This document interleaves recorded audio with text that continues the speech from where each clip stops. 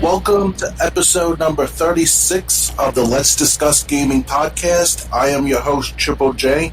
Joining me is my co-host, Dr. Games 101. What's up, guys? And we're going to be talking about the latest news in gaming, and we hope that you enjoy what we bring up. The first piece of news, I should put it on display capture so people on Twitch can see the article that I'm reading if they so choose. The first article, Spider-Man joining Fortnite in Chapter 3 update. This is what was reported. Fortnite changes faster and more dynamically than any other ongoing game. Yesterday's epic finale to the 2-year-long Chapter 2 event was again met with a radical shake-up to Fortnite's core gameplay formula. For the start of Chapter 3, which begins today, developer Epic Games introduces a new gameplay movement through a character who knows it better than anyone. Spider-Man is joining the Battle Royale, and he's bringing his web-swinging techniques with him. Players can play as the Wall Crawler in 3 suits, his classic red and blue comic book look, the white Future Foundation suit, or his symbiotic black alternate. One of the new locations on the redesigned map is the Daily Bugle, a tall building that should hold a few Spider-Man Easter eggs for fans. Every character in the game can now swing across the environment just like Spidey. They can also slide. This is another new movement that could bring you closer to flat ground for strategic attacks and make you glide down hills at accelerated speed. New weapons or items are also a part of the mix, but we'll have to wait until we get our hands on the game to see what awaits us. Epic Games says this new Fortnite era will introduce camps where players can store items and heal up if they don't have any supplies. You may want to hunker down at the home base when unexpected weather conditions hit, yet another new addition in this chapter. How will snipers perform during a rainstorm? If you frequently win Battle Royale matches, you have a chance of earning a victory crown. You'll have to continue being the last person or group standing to keep the crown. As far as Chapter 3's story goes, all we know at this point is the Foundation is here. Famed actor Dwayne Johnson voices this mysterious character. And just like Chapter 2's story, it would appear this new one will be crammed to capacity with licensed cameos. Along with the Wall Crawler, players can look forward to suiting up as Gears of War Marcus Phoenix and Kate Diaz. We'll have more on Chapter 3 in the days ahead. To all you Fortnite fans out there, the game is as of this writing, the game's unplayable, so we wait for Chapter 3 to begin. Alright, so a few new characters are joining, not just Spider-Man. Kate Diaz from Gears of War, and Marcus Phoenix. Oh, wow. At Fortnite? Already? Right now? After all these years? Wow. Yeah, so Fortnite, it's something I never played. Have you ever played Fortnite? A couple of times. I did a recording of it back on their previous gaming channel before it got copyright infringed. So that was the last time I played Fortnite altogether. I mean, Fortnite seems something that would be fun because, I love shooters. I just feel Fortnite's a little too geared toward kids. Oh, yes. Definitely. Well, Apex Legends geared towards kids and adults, especially for adults. There's blood in it, there's realism in a sense of survival. Well, Fortnite's kind of like doing dances and intimidating those dances as a kid and such, so nothing too serious. Right. Yeah, I've heard of stories like where certain dance could cost $25. It's like $25. You gotta be kidding me. That's what I've heard. Excuse me. Maybe I was wrong. It was a YouTube video where kids stole their parents' credit card or a family member's credit card to buy stuff from Fortnite. I can't blame them. Criminals in the making. I can't blame them. Because when you're a kid, Fortnite sounds, on one hand, it sounds great because it's ongoing. As long as it keeps being supported, it's a game that keeps getting updated. with new things. Like they said, they're going to have weather conditions to make it harder, so it's not always clear sunny days anymore. Right.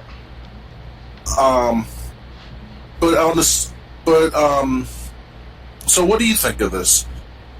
Well, I don't mind Spider-Man to begin with altogether. It's just that I can't explain it. It's just that Spider-Man is like a childhood thing to me because I watched the 1990s Spider-Man series with the Kingpin and the Green Goblin. Electro, I'm not sure much about. That's later on. That's from the older Spider-Mans. But those type of enemies that Spider-Man was going up against and protected Mary Jane and all. Excuse me. I have a cold of sorts. Basically, it's an interesting experience for the kids to experience using the cobwebs for climbing on things and shit in Fortnite. So as well as if your parents can afford it, go for it. Give the kids something to do. Right. But you know what's funny though? Speaking of giving the kids entertainment, did you hear about that I Have a Dream project for a Fortnite game where they want to include the memorial at the Washington D.C. and King's speeches and such? It's kind of weird for them to put that in a Fortnite game. So yeah, that's now you're starting to get political, which is something they should stay far, far away from. I mean, I actually want the kids to learn about history to the best of their knowledge, but to the best of their ability, especially because these kids. Yeah, but is that the real history or the history that insane people try to push on us? I mean, the history can be changed constantly and has been for many times. History can be written; it can't be changed. Once something happens, it happens. Yes. Like our podcast 2 weeks ago, we had all those problems. We can't change that from here. It happened. It's in the past. Those moments have been spent. Yes. It sucks because it's like you want the kids to understand about history, but how they're going to do that without convincing them in some other ways and means. I'm sure you see me with what I do in my gameplay / montages. Because my montage usually involves like something political, educational, and whether it's on my gamer channel or on my main channel, I try to do my best to separate the two. But at the same time, it's like, we're seeing a generation, and it's obvious now for the last 5 years now, that never heard in detail of the King's speech or Malcolm X's last speech before he died or his last interview before he died and stuff like that. So it's like, how you gotta tell these young kids to read a book, but they can't read a book. They don't want to read a book. They don't want to read nothing. They just want to play games all day long. And yeah, but the only problem with that is, it's the agenda of the people who are providing the history. Yes. Like I said, if you're teaching real history, okay. If you're getting history from the far left, they want you to believe a bunch of hogwash.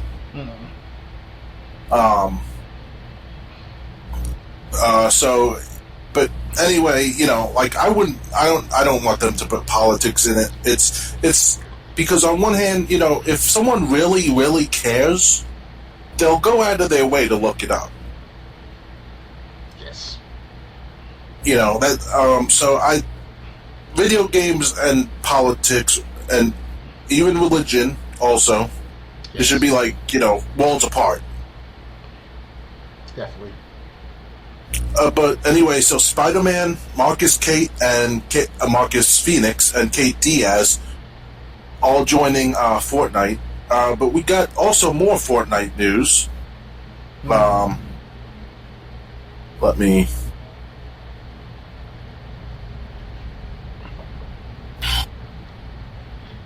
It says, reported just a couple days ago, the Fortnite 2021 Winterfest is now live, and later 2 MCU characters will join the expansive roster of character skins. More specifically, the MCU version of Spider-Man and MJ in Spider-Man No Way Home will be hitting the Fortnite item shop at 7 p.m. Eastern. That's not all, though, as this Spider-Man will include Tom Holland's integrated No Way Home suit and his black and gold suit, plus it includes an emote that removes his mask. These are just two of the new skins coming to Fortnite now that the 2021 Winterfest is live, which runs until January 6th. Players can earn up to 14 presents from Sergeant Winter, including 3 outfits. Crackshot's handing Sergeant Winter the keys to the Winterfest Lodge, where Sergeant Winter will be giving presents to players. Unwrap a new present at the lodge every day for 14 days. Wrapped up in the lodge are 2 outfits, 2 pickaxes, 2 wraps, as well as a glider, contrail, emote, lobby track, loading screen, emoticon, spray, and banner. Here's a look at 2 of the outfits. Chrisabel, a festive take on the community-inspired Isabella, and Polar Petey, a wintry take on everyone's favorite banana. You can unwrap the Chrisabel outfit after unwrapping the 6 presents obstructing her, and you can unwrap Polar Petey after his gift box thaws. You can reach the Winterfest Lodge by accessing the Snowflake tab in the lobby. If you miss a day of presents, simply head back to the lodge before the Winterfest event ends.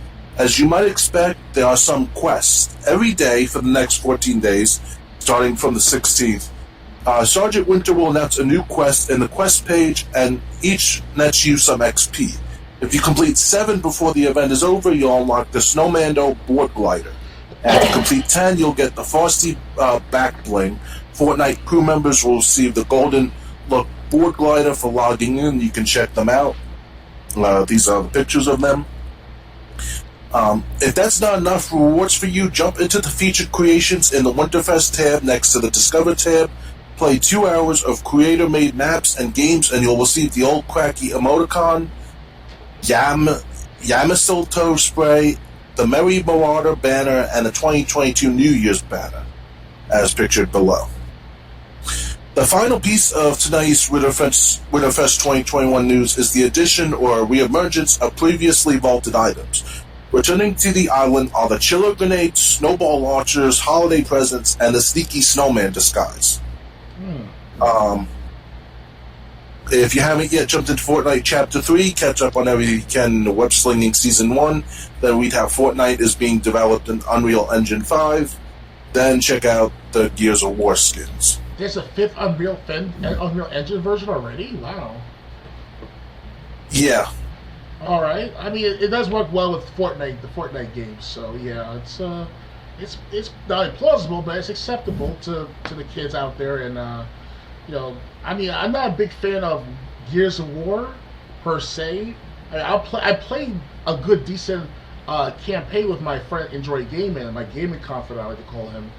We played about 3 days straight or a week straight of beating the game on insane difficulty co-op. Gears of War 1. Which Gears of War was that? Gears of War 1 I mentioned. Oh, okay. Yeah, Gears of War 1 was I told him before, I was like, Enjoy Gaming. This is my very first time I'm playing Gears of War and Insane. And not only on Insane, but also half the map or half the level of the campaign, I only played like the first half of it on normal. So it's different after the second half. But he said, "Oh, we should do Insane to get it out of the way." I was like, "Okay." And during the time when we were going up against General Rom, for the 7th time, 8th time, we were in sync. He used his torque bow several times over and over. I sniped every single shot in the head, if not the chest piece of General Rom. And he went down like a bag of rocks after, I would say 10 hits, 12 at most. It was the best steaks at Slice Burger. We got an achievement for me, I got an achievement after achievement after achievement for at least a minute straight. That was the best feeling I had in a video game in a very long time back then. This is back in 2019, by the way. So I like to thank Enjoy Gaming for that matter. Okay, I played and beaten the campaign of every Gears of War game except 5. But this was always on the easiest difficulty. Right. So that's 1, 2, 3, 4, and Judgment. I did the Insane on every one of them. Well, not every one, but like Insane on 1, 2, and 3. Judgment. Okay. Judgment I played normal, and Gears 5 I'm still playing for the last couple of years on that because, let's face it, Gears 5 is painstakingly like average. It's not exciting. It's exciting at times, but it's not like, oh, I want to play this for 10 hours straight. No, I only play it for like 30 minutes. Not even Not only that, Gears 5 is so buggy, at least when I played it. I played it, this was months after it came out. They were releasing, I think it was a free play weekend. I played like an hour of it, and then like I kept getting kicked back to the Xbox dashboard. So I like make it to a certain part, I'd get kicked back to the Xbox dashboard. Reload, I make it one screen further, and I get kicked back to the dashboard again. I thought the hell with this campaign. I played multiplayer, and I'm like, you know, Gears of War 4, I could just install that and play the multiplayer on that anytime. Mm-hmm. This game, you know, Gears 5 is basically a budget version of Gears of War. Mm-hmm. What WWE 13 was to the SmackDown games, and SmackDown versus Raw, which became WWE games, mm-hmm. Gears 5 is that to the Gears of War series. Yes. It's the black eye on the series, basically. Why the black guy? I just put the black two guys first. I took the high road. I could say it's the underwear stain on the Gears of War series.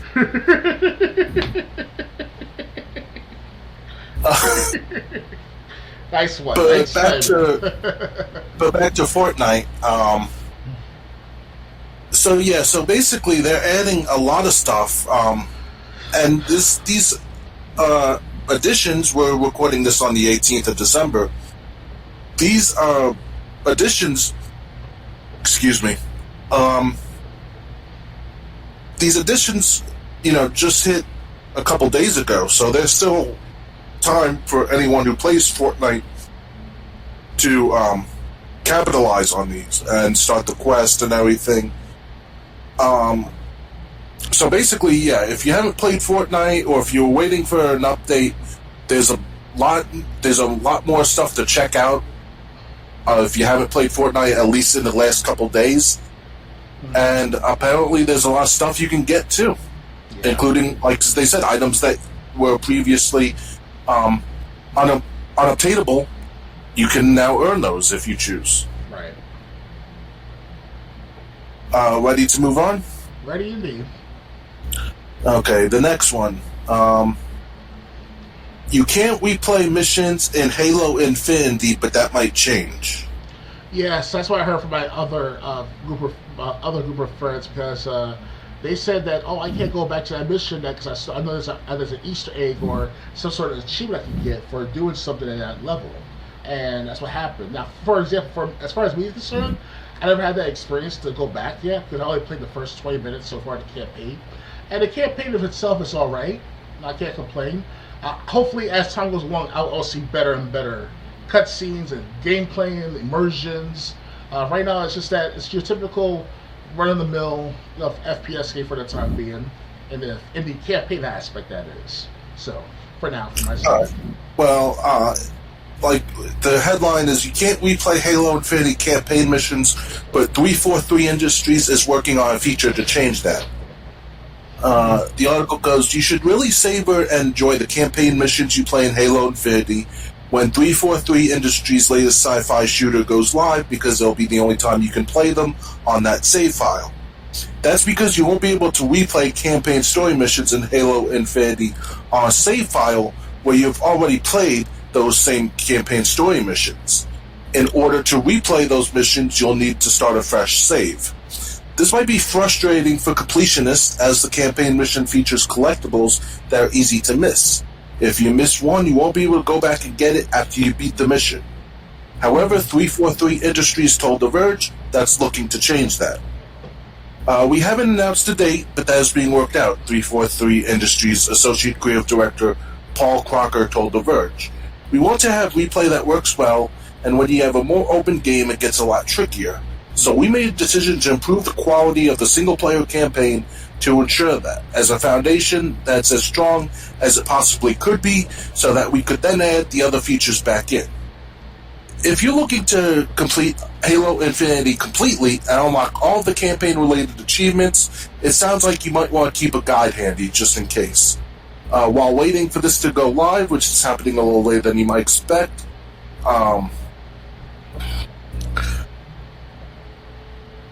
So basically, 343 Industries is hearing that people might be upset that they can't complete, they can't replay old story campaign missions. They're going to fix that. We don't know when. How often do you play campaign missions in Halo Infinity? Just only one time, I'll admit that. And I see something good about the campaign at first. Master Chief gladly and carefully move Marines side to side when they're in space after the battle, whatever. And with the grunts and the brutes and stuff, he's punching them and throwing them over the place and stuff. Well, it's pretty cool right there. Respect for that Master Chief action on Master Chief's part. But as far as this replay and stuff, what goes, but it's like with Grand Theft Auto, GTA.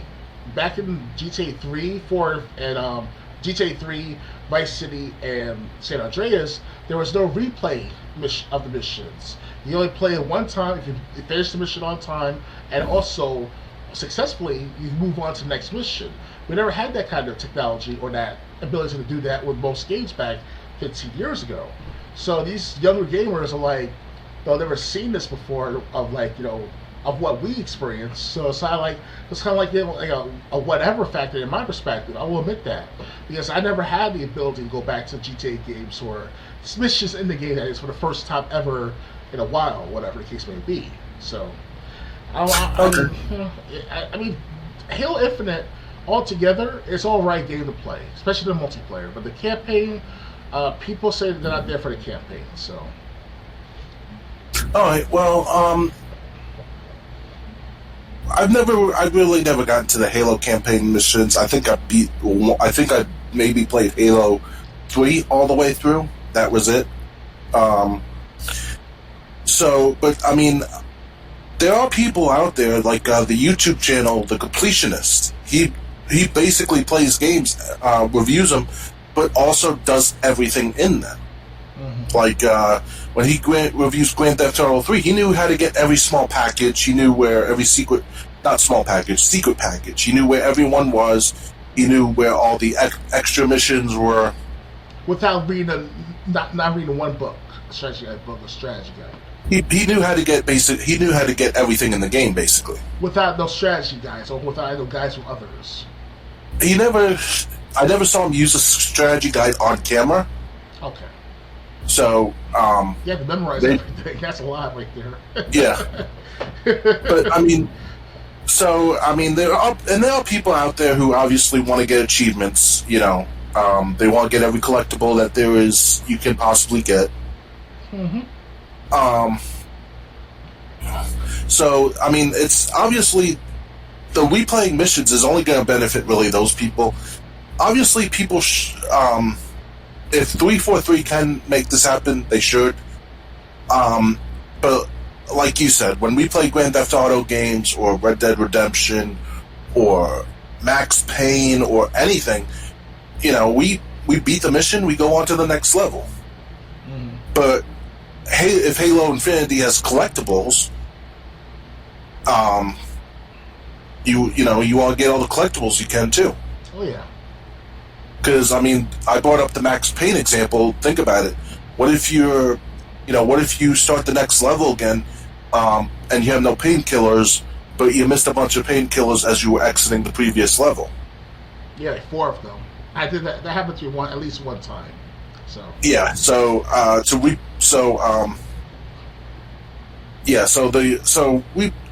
If you're the collector or you're the completionist, you want to get everything that Halo Infinity has in a single player campaign. They're gonna try to make sure you can replay missions you've already played. I mean, I will admit this though that the GTA 5 game, Grand Theft Auto 5, they actually let you replay missions if you really want to.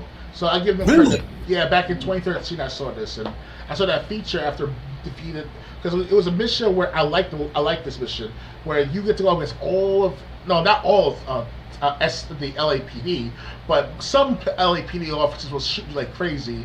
And Trevor got the rocket launcher, Michael got the sniper, Franklin got the down or something like that. It was one of those 3 roles in switchable really if you want to switch them over or whatever. But that's what I would like that mission. I want to play it again, and I see that I can play it later on. Okay, no problem. But you gotta scroll down that big list and stuff like that. So it's kind of like, is it worth looking for that specific mission if you can memorize it? No. That's why I look at the downside to it, though. Like, keep the memories. Don't keep changing them every so often for replay value until you beat the game again, and then you change it again. And you see new memories from this time, from that time. Not the same time with one go at it, but, pretty much I come from a position where it's like, hey, if I beat the game, I beat the game. If I beat the level, I beat the level. I move on to the next level, to the next game, to the next sequel of the game, or the series, or franchise even. Right. Yeah, so, I mean, like I said, people that want, collectibles are always a way to make people want to go back to a game they've already played.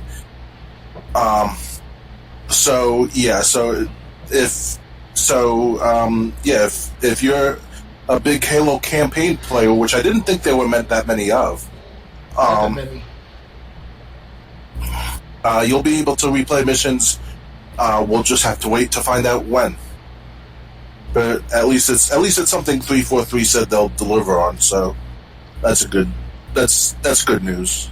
And you know what I hate about the matter? They knew that people want replay value over this, not only over and over of the campaign altogether, but also to play certain missions at certain times of the campaign. So they had a good year to figure this out, how we're going to put this thing together as a campaign, and they messed up still.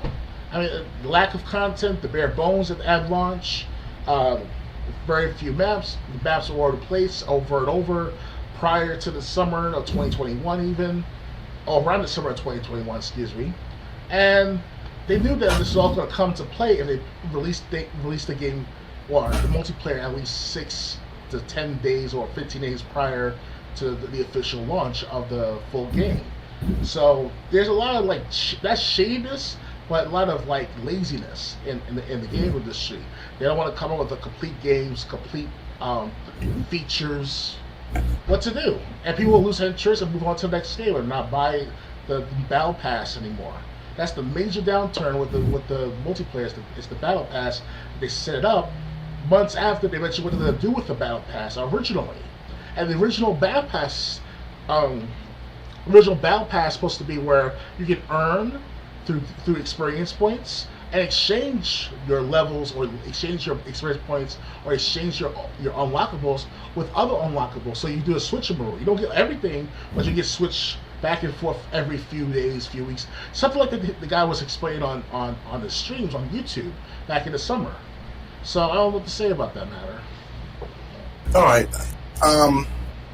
Yeah. The whole reason I really wanted to bring this up is because I know you play Halo Infinite. You play the Halo games a lot.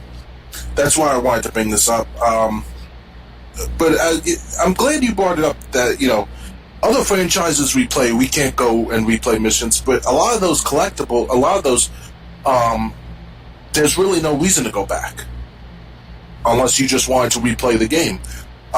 Like I said, Max Payne could put you could end up saving in a bad state. Dead Rising was another one where there was only one save, and if you messed up, you had to go start all the way over, start all the way from the beginning, if you couldn't get to a certain story mission in time. Yeah. Because there were some that were required to get to, and some that were optional. So, I guess I'm saying other games have done this before. Yeah. So that's, I guess, I'm trying to get mad at it, but at the same time, I just think, well, this game did it. This game did it. This game did it. All right. Ready to move on? Yes, I am. All right. Next, Nickelodeon All-Stars Brawl has a new fighter. Garfield, the cat, puts up his dukes for Nickelodeon All-Star Brawl. Everyone's favorite grumpy orange cat is Garfield is coming to Nickelodeon All-Stars Brawl on December 9th. That was 9 days ago. He'll be available for free on PlayStation, Xbox, and PC this week, with his addition to the Switch version coming later this month, also for free, according to IGN. Garfield, known for taking naps and loving Italian food, is bringing a move list inspired by his comic strip and cartoons. The reveal trailer shows him donning a top hat and cane, scoffing lasagna, and going feral with some wild cat scratches. He's also showing an appropriate amount of sass, which this writer appreciates. We'll have to wait for the full character breakdown for his release this week to find out if he's any good. Though Garfield has to be at least ready for this type of game since he's been edge-guarding Odie for 40 years. I reviewed Nick Brawl in October, where I found it to be a solid yet flawed platform fighter. Here's a part of the review. My favorite part of Nick Brawl is how it plays. You have buttons for jumping, attacking, special moves, throws, and blocking. Your goal is to slap around your opponents and increase their damage percentage, making them more likely to fly off the screen when hit with a strong attack. That's the same for Super Smash Bros. Characters move quickly, which made me worry that I wouldn't always feel in control, but the snappy and responsive inputs alleviated those worries in practice. Advanced techniques like wave dashing are surprisingly easy to pull off, and thanks to the faster tempo, performing combos on the fly is a cinch. Garfield looks to be the first of 2 free characters coming to Nickelodeon All-Star Brawl, with another unknown combatant coming sometime in the future. Developers Ludosity and Fairplay Labs are also planning paid DLC fighters down the road. It's interesting. So Garfield's a new addition to All Stars, but the All Stars Brawl, excuse me. And so you have to pay for Garfield, or is it a lot? No, Garfield's going to be free. Oh, okay. That's about to say, like, come on now. Garfield, I like Garfield, the character, with John and stuff, with the way they acted between each other. Like John was like, Garfield! With his mouth open like this, like, ah! You sure you're not thinking of Alvin, the chipmunk? No, John actually said that at not every episode, but some episodes. He'd be like, Garfield! Okay. I never really watched the cartoons, so I watched them every Saturday or every weekend at least. Nickelodeon, it's either Nickelodeon or Cartoon Network. I forgot which one, but definitely at one point, I think it was on basic TV before all the cables merged and shit. Excuse my language. That's how it was going on back in the 2000s, late 1990s. Was these mergers of like different companies like ABC and because it was on Schoolhouse of Rock. They mentioned this on these basic TVs. So they exposing themselves to what they're showing us children, what's going on with the government and what the corporations allowing stuff like that under their guise. But Garfield, I think he's a good character. He has his favorite thing is lasagna. He actually makes fun of and treats Odie like a piece of crap most of the time, well, at least half the time. And he might get John might get a girl that he likes to go out with on those cartoons from the 1990s and 80s. He'll talk with the veterinarian sometimes. Like, is Garfield okay if we eat all this lasagna? And then there's a movie that came out, 2 movies, live action movies. I only saw the first one though. It's called Garfield the movie. I forgot who's the actor for John, but he played a good part. He didn't look like John for the cartoons, obviously, but it's okay. I liked it when I was a teenager, actually. I was a teenager when that came out for the first time. Or first movie of Garfield, official movie. So.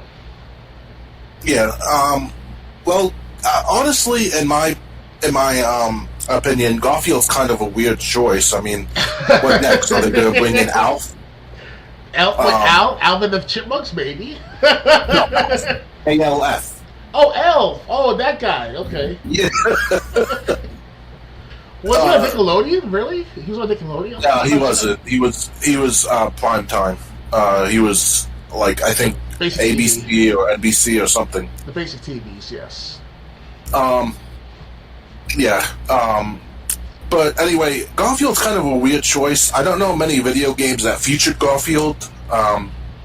Maybe I'll look those up right now, actually. But when I saw that they were adding him,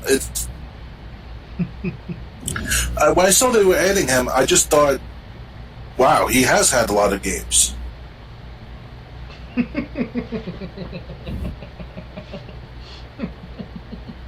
What? I'm still thinking, like, what's Garfield doing in the All-Stars Brawl? Throwing lasagnas as a special attack? I mean, come on, that's a waste of food. You know?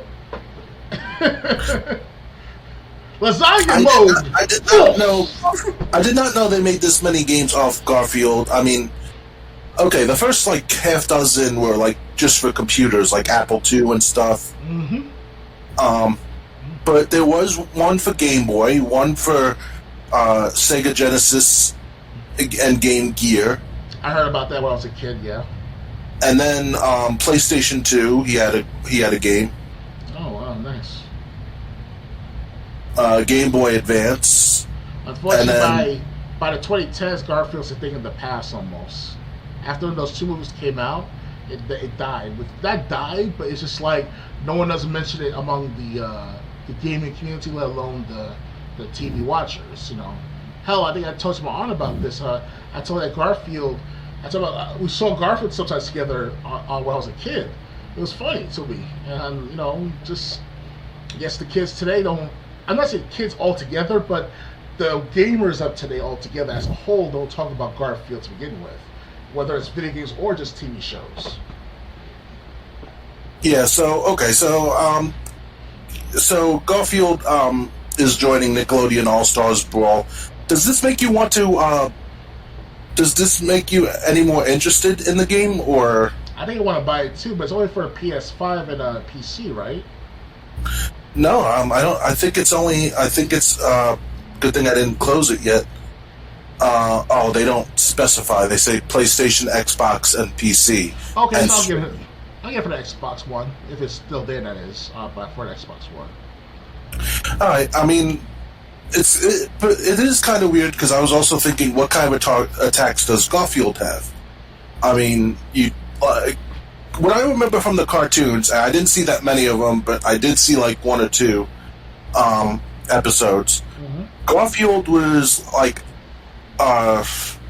basically he was a cat that woke up, ate lasagna, went back to sleep. And that's one push-up. You switch it, now you switch out lasagna for ice cream, and you got our President Joe Biden. Thanks, cat voters. I had to get that in there. I had to. Even though we're gamers, we still have to look at the system as to what it is supposed to be. But back to Garfield, which many people love. Yeah, it's like I was thinking the same thing. What kind of attacks is he going to have that makes him, that makes him a good character in Nickelodeon All Stars Brawl? I guess since this is kind of like a Super Smash Brothers S kind of game, it doesn't really matter. They said he's going to be able to scratch his opponents. So, and they're probably going to come up with other things. Maybe lasagna makes him more powerful or something. Oh yeah, that would be cool. Just get like 3 lasagnas in a row. Eat up the 3 lasagnas in a row, and he turns into this super beast for like 10 seconds, some shit like that. Yeah. So, but I mean, Garfield, he's one character like I haven't thought of in years. I haven't heard of Garfield in a very long time by the public, or as a whole of the video game community, as a whole of the TV watchers. Like, Garfield's either dead or it's just that it's in stasis, which now this game will definitely revive the character, and the kids will see this and be like, hey, I want to see if Garfield's on YouTube. Type on YouTube, like, oh, it's a Garfield show. I'll watch. And it's free. Especially YouTube Kids app. They'll definitely have something like that for the kids. So. Right. So yeah. So when we first heard of Nickelodeon All Stars Brawl in October, we were also thinking of other characters that we remembered from Nickelodeon that could possibly be in the game at a future date. Neither of us named Garfield. Yeah, like Tommy Pickles from Rugrats. We were basically thinking of characters from Nicktoons that we used to watch back in the day.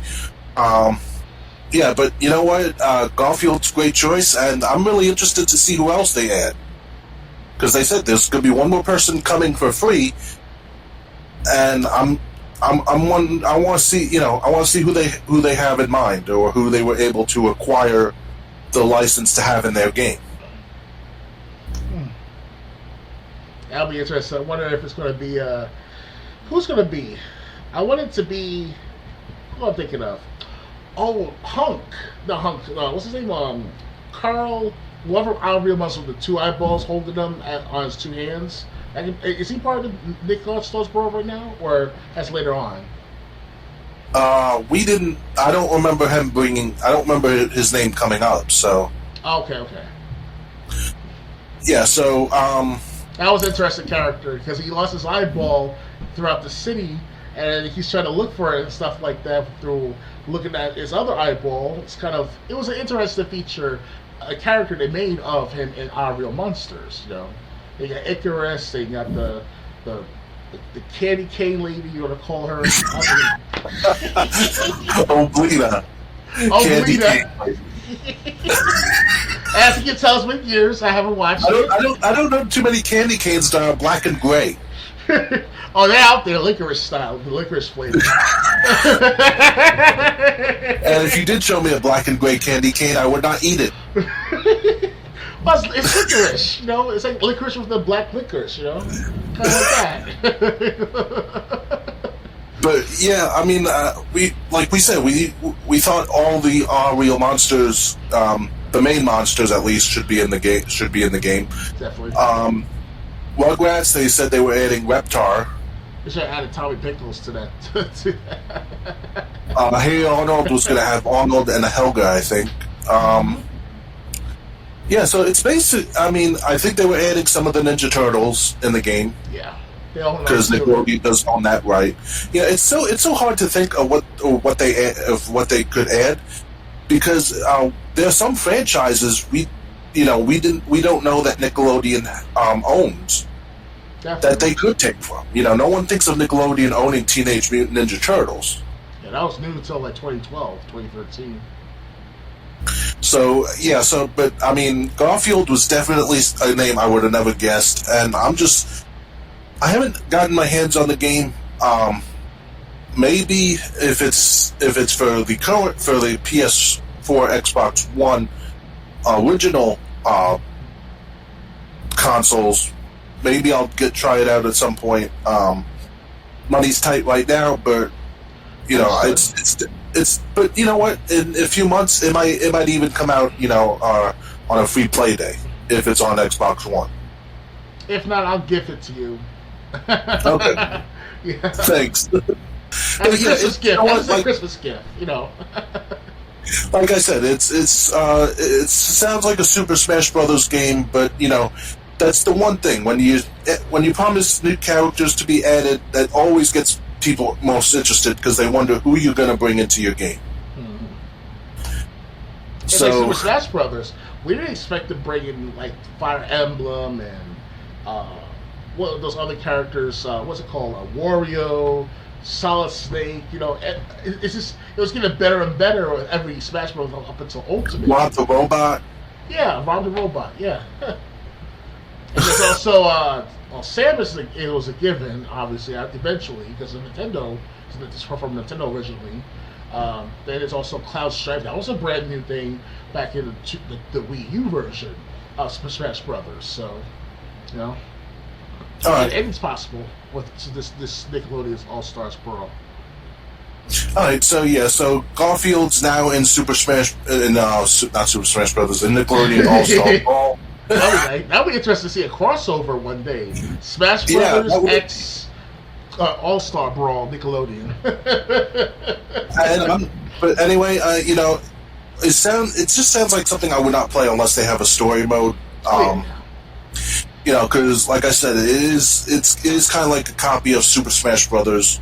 Mm-hmm. But I'm interested in who else they have planning to add, whether it's DLC or for free. Yes. All right, next. GTA Online gets a new story that was released a few days ago. Mm-hmm.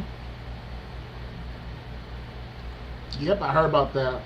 Thanks, obviously, it's you, but yeah, I also hear that the new story. I think you mentioned this to me, if I recall correctly. If not, then I guess I've researched it further.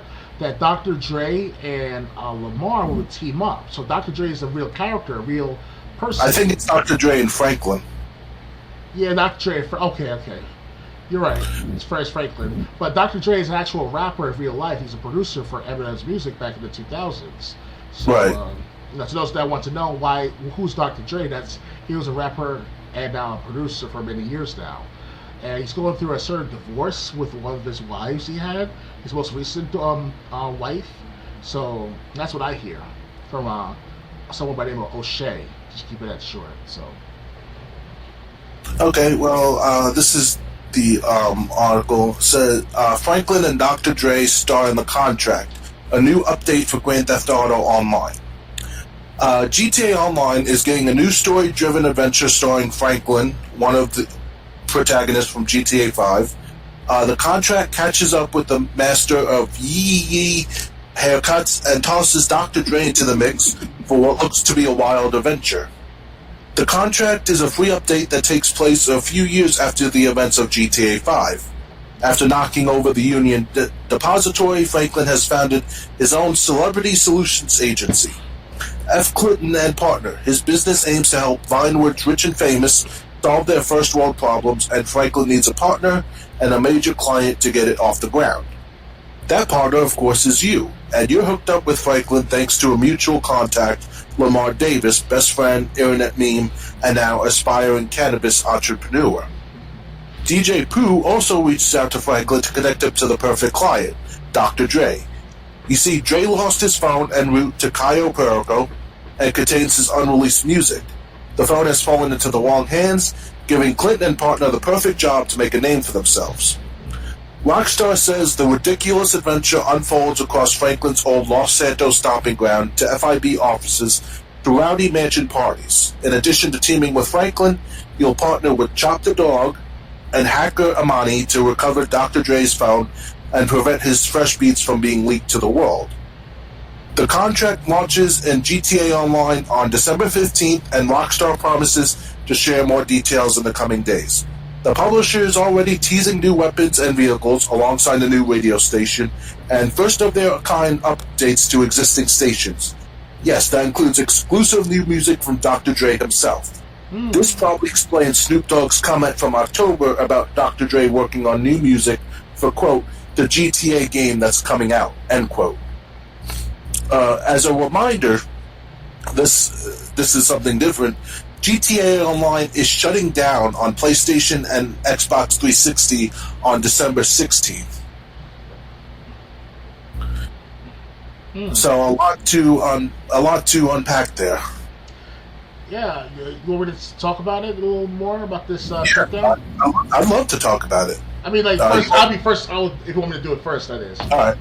So, yes, as I said, that Dr. Dre, I heard like he's trying to make some sort of comeback, and I guess his wife, his third or second wife that he was with as of like last month or two, I guess it kind of brought him back into the spotlight.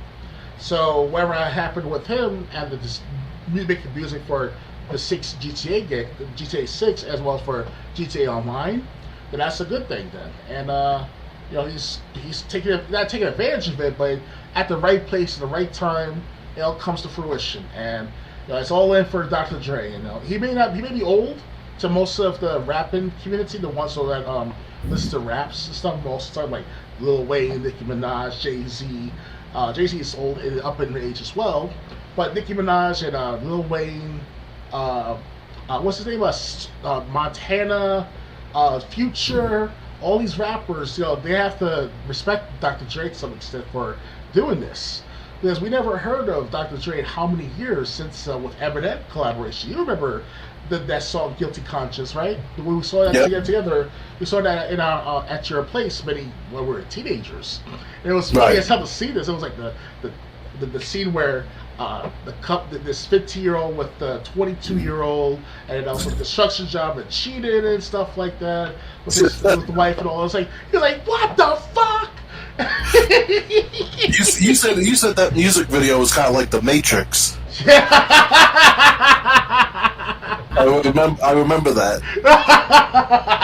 It sounds true, though. I think I remember saying that to you when watching it. Oh, those were good times of rap. Yeah, and Dr. Dre, he's been doing some things, but like, I mean, he doesn't. Maybe it worked to his advantage. He doesn't release as, at least during Eminem's career, he didn't release as many solo albums as someone like Eminem or 50 Cent or G Unit. You know, it was really rare when something of his came out.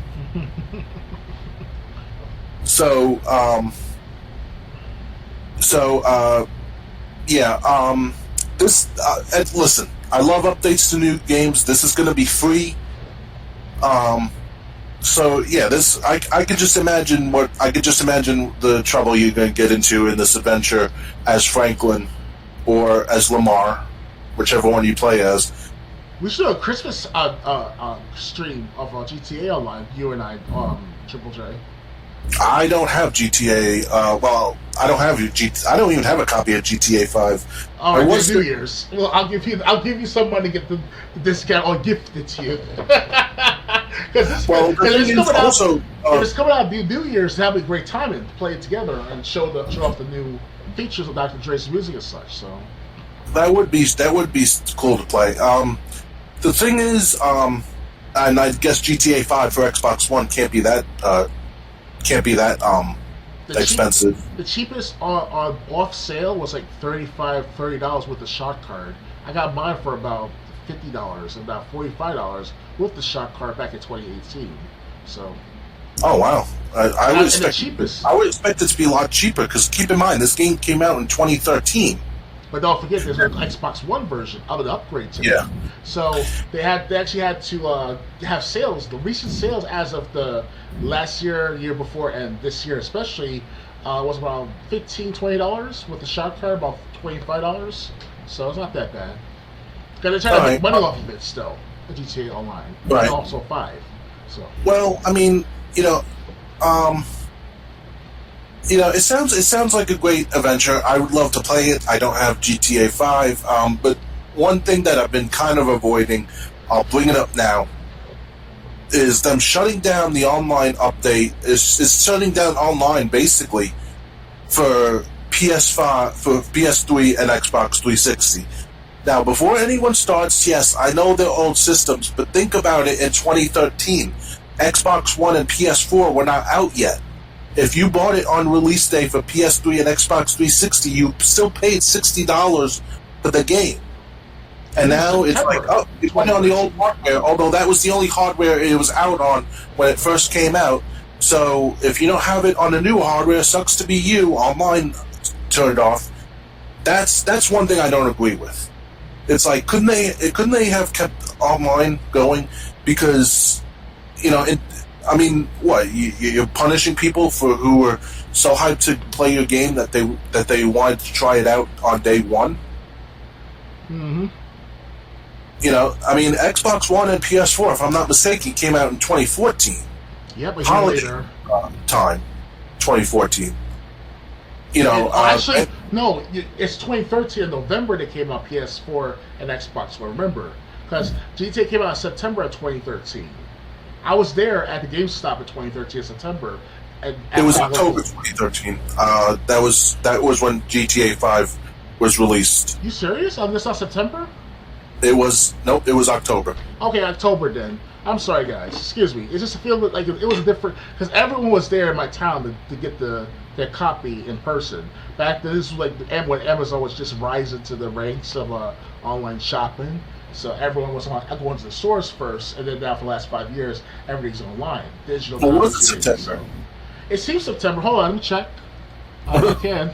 I could have sworn it's September 2013. I remember it was originally supposed to be April. Yeah, it was like September 17th, 2013. I was right. Okay. Yes. Okay, so the online came out in October. That's what I was thinking of. Yes, Because okay. I remember when Grand Theft Auto 5 first came out, the online mode wasn't ready yet, And it was on PS3 and Xbox 360. and it was only on those systems. So I'm kind of feeling like, well, people play. It's not like the PS3 and Xbox 360 copies were budget versions. Of course. People paid full price for those versions. Can't you just keep online going for those games? No one. I mean, people who don't have a lot of money, they didn't buy it for PS3 and then PS4 or Xbox One 360 and then buy it again for Xbox One. That's correct. As a matter of fact, I remember the big thing was, it's like, well, yeah, if you don't care about graphical upgrades, there's no reason to buy it again. Of course not. Yeah, that's how I felt too. It's like, okay, Xbox One and the PS4 coming out 2 months later, 3 months later, after the September release of the 360 and PS3. No big deal, Yeah. right? And also, we have until 2025 until the Xbox One is stopped updating. So they know that they're transitioning, but it's too early, I believe, because people still play it online on the 360 years. Hell, there's even people, if I want to change the topic a bit, there's some people playing Call of Duty 3 or Call of Duty World at War back in a game that came out back in 2012, 2011, if not 2009. 2008 maybe. You know what I'm saying? So it's like, how are you going to take everything for these gamers who can't afford to get an Xbox One still or a PS4 still? There's people out there who still can't afford to. They live in homes that are like low budgeted or low income, whatever. Like I used to live in those conditions where it's like, you live within your means and stuff. You can't buy whatever you want to buy. So I still live. I was born and raised here where I live here in Queens, but still, like the way things were back then was like, you had to make sure you get money in your pocket to pay for your bills and such. Now it's like every surplus. Everything's been centralized in a sense. So that's a good thing. But back then, in the 1990s of 2000, with GTA 3, San Andreas, and Vice City, you're even lucky to get San Andreas if you're lucky.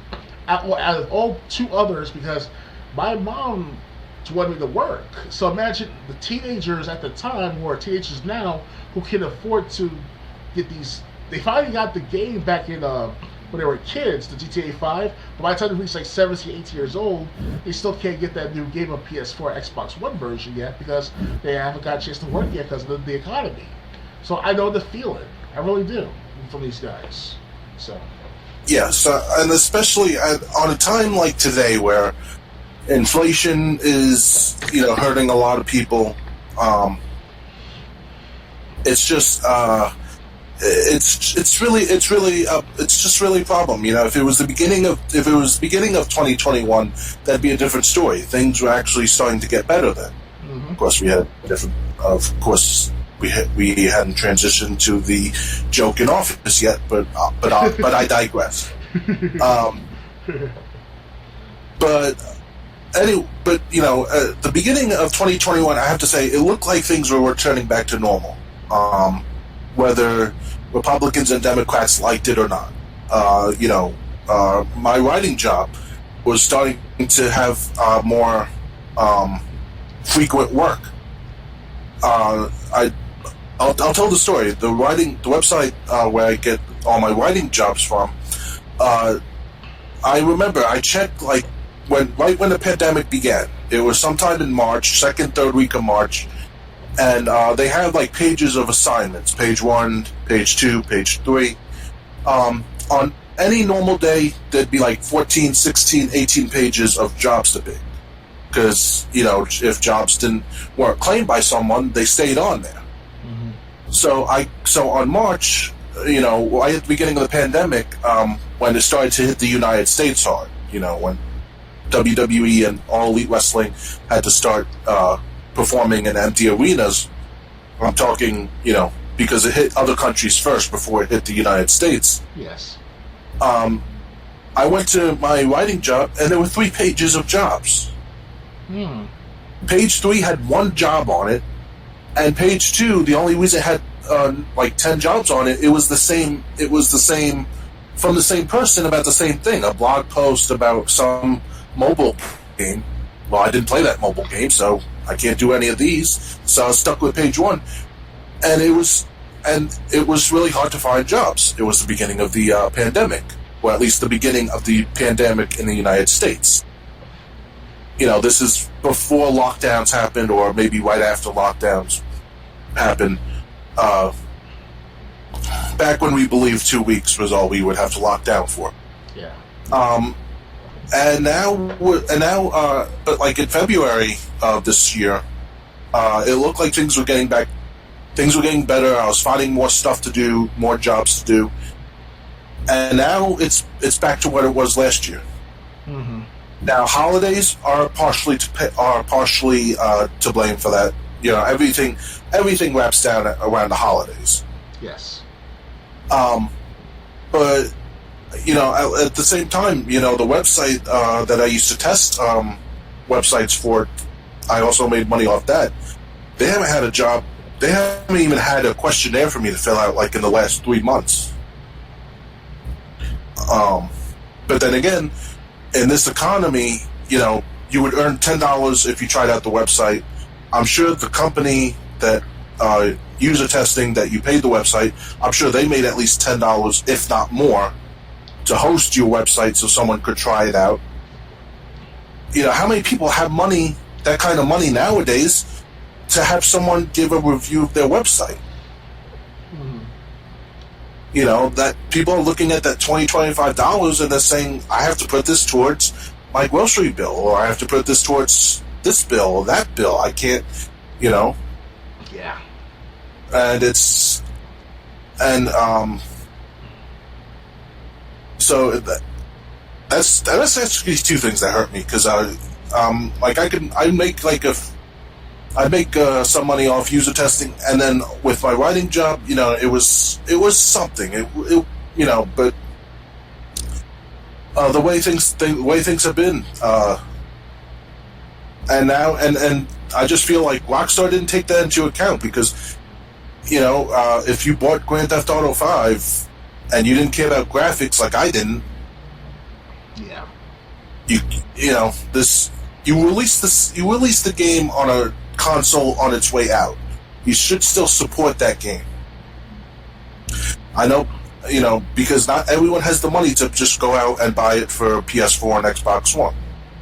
And those Game Passes and Xbox subscriptions are standalone. Like, let alone like you have still have to pay if you want to play online. You still got to pay $50, $60, $70 a year, depending on what country you're in, to pay for the at least the Xbox Gold. We're not talking about Game Pass. We're not talking about Ultra Pass. We're talking about just the simple Gold membership. They have to account for that too, because now it's like they can't play that game on the 360 and PS3 days. PS3, it was free back then, but still, now you gotta pay it.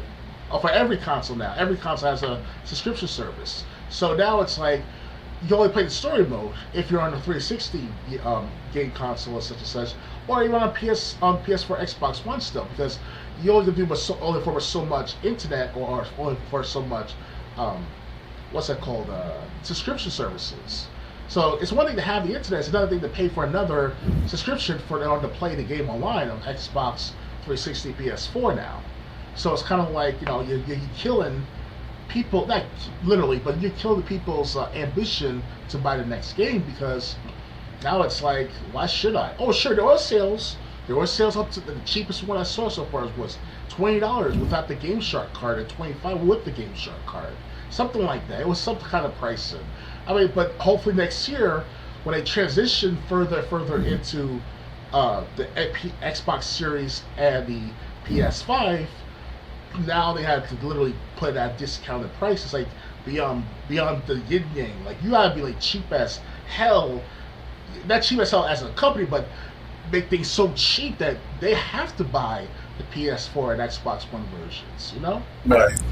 Because people still live in, lowly conditions or low income conditions. Like, I can understand the feeling, because I worked, like I said, I worked during when I was 17, and by the time, it was like I worked temporarily, or I actually did some chores for other people, I don't remember the exact details, but I know for a fact that I bought San Andreas in December of 2004.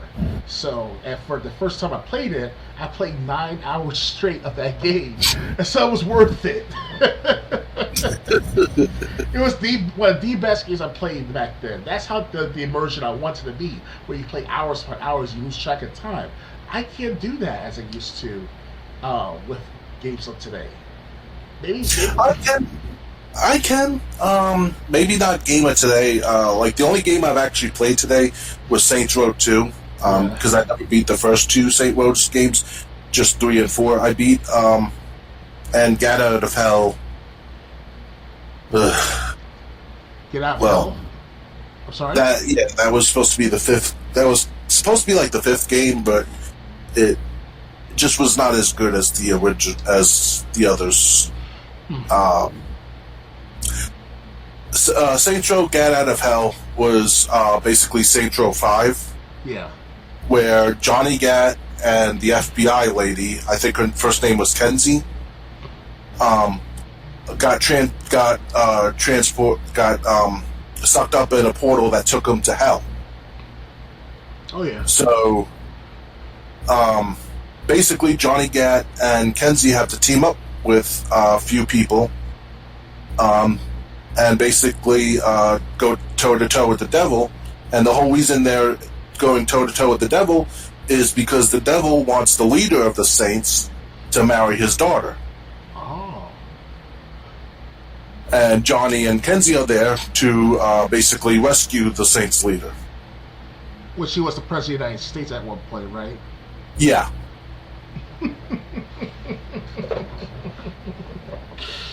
There was a funny part in Get Out of Hell, but the whole reason I sighed when I bought that up is, I tried playing it because they offered it, I think, games with gold at one point, so obviously I downloaded it, but, then there were glitches that were keeping me from continuing, because I couldn't get to a part that I had to get to. And I'm just like, I didn't give up on this before because of glitches. I gave up before because, the challenge got to me because I was near the end of the game. Why does this have glitches now? But anyway, yeah, so I just don't think Rockstar or other companies is basically taking into account the crappy economy that we're in. Yeah. Now that Rockstar altogether the game companies as an industry.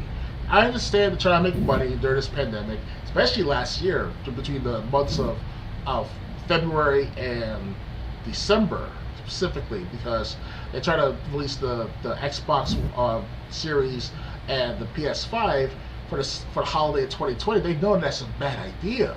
They heard about this thing months ago. I mean, if they want, let's put this on the insider job style format. There was reports saying that Donald Trump passed a law to prevent pandemics like this to start back in January 2019. So if they heard about this, they should have been like, okay, maybe, just maybe, we should plan ahead for 2021 release and fix everything up for 2020. That's it. They can't do that. It's all about the money. And I like money. I like to use money. It helps me maintain my bills, pay off and stuff. Yes, I admit that. But in the end, let's have some integrity. Let's have some backbone. Let's have some decency with these the way we distribute games to us gamers. Right. I mean, the younger crowd don't see that, or we didn't see that when we were kids because there was no one there to see the nonsense. And even if Blizzard and Activision, as one example, had their escapade with the sexual harassment stuff back in the late 1990s and 2000s, it wasn't a big deal. It was like a whatever to most gamers. We weren't that political. We cared about you giving out the product. Can you give us a decent product? And that's it. And that's what happened until 2010, 2014, between the transition from guys like Cliff Blinsky and Reggie and Era Aqua, who was the Nintendo president at the time, to now Nina Sarkeesian, Zoe Quinn, whatever her name is that ran for Congress. And also you gotta include other SJWs out there, the no-name SJWs, the blue check marks on Twitter. see, it's just getting worse. But now, what's going on? So, bottom line, I just think the game companies are being unfair to their consumers. If we were back in 2019 and everyone was making more money than they had any time before, fine. But we're not in that situation now. Anyway, I'm ready to move on. Are you? Yes, I am. Okay, the next game. Alan Wake 2 was revealed at the Game Awards 2021. Alan Wake 2 revealed with plenty of mystery. Today is bringing plenty of reveals at the Game Awards. One of the more intriguing is the long-awaited reveal of Alan Wake 2. Rumored in one form or another for years, the new game promises to finally give us some answers about the enigmatic writer and his adventures, or maybe just more questions. In this trailer, we hear narration from a mysterious voice talking about expectations for a story, but the realization that sometimes a story isn't what you expect or want it to be. As the camera zooms in on a single figure in a desolate town, we hear the phrase, "This story is a monster, and monsters wear many faces." The new trailer finally gave us a first look at Alan Wake 2, including the release date of 2023. Remedy's creative director, Sam Lake, was on site at the Game Awards to announce that the sequel is actually a survival horror game moving away from its action roots. Unfortunately, Remedy's Lake also revealed that we likely won't learn anything else about the game until summer of 2022. We did learn, however, that Remedy's Alan Wake 2 is headed to PlayStation 5, Xbox Series X and S, and the Epic Games Store. Okay, so basically, this is one game that we won't be able to play unless we get PS5 or Xbox Series. Is that going to be an Xbox Series? Oh, right, it's Xbox Series X and X, yes. Yeah. You really want us to buy the Xbox so soon, Microsoft? Sony with this PS5? Come on. Well, we knew this was coming. Yes, like with PS5, PS4, pretty much, and Xbox One. Yeah, you're right. With the, I'm really not too mad because, especially if it's coming out in 2023, I understand. Hey, of the 9 games that I would need to know about before I started caring about the Xbox Series X or S, Alan Wake 2 is going to be one of them. Yes. I like Alan Wake. I beat the original game. I didn't beat the DLC. I didn't play American Nightmare, which was a downloadable, which was DLC. I played it. It was pretty good. Did you played American Nightmare? Yes, I did. I actually had a copy of it as part of the. It was part of either the Alan Wake game itself, and or another game I bought that was some of the supernatural powers and things like that matter. So I had a copy of it, well, the recent as well as from like 5 years ago, because either I bought it or it was part of the free games with gold. Last time I checked, though, I could be wrong about that information. Just let people know, I guess. But I got this somehow, some way, American Nightmare, and it was all right. The first 30 minutes was good. It's similar to Alan Wake 1, so. Yeah, the whole thing with Alan Wake, the one thing I really didn't like was the environments. They really didn't change up that much. You were like in a small cabin mountain town, and most of it was in the woods. Sure, you went to like this farmhouse that belonged to the rock stars that were old. You went to the gas station. You went to the radio station. And I think you even went to a mental hospital when they tried to commit you. But I played Alan Wake all the way through, and I really enjoyed it. I really was hoping for another sequel. I never jumped on American Nightmare, but now that they're making Alan Wake 2, I don't mind them changing from action to survival horror, because you played the first Alan Wake. There were elements of survival horror in there also. Mm-hmm. You're right. I mean, think about it. You had to conserve your ammo. You couldn't just go shooting. You would spend 10 bullets on one enemy until I told you not to do that. Well, actually, I played it before you mentioned that to me, so I can't say much about it. I was trying to look at it from a decent head to head action, But that's my style as a fighter. I'm more of a head to head. No tricks, no deceptions. Maybe what the simple, deceptions every now and then, like in Tekken 7, for example. But that's Tekken 7, obviously. So, anyway, yes.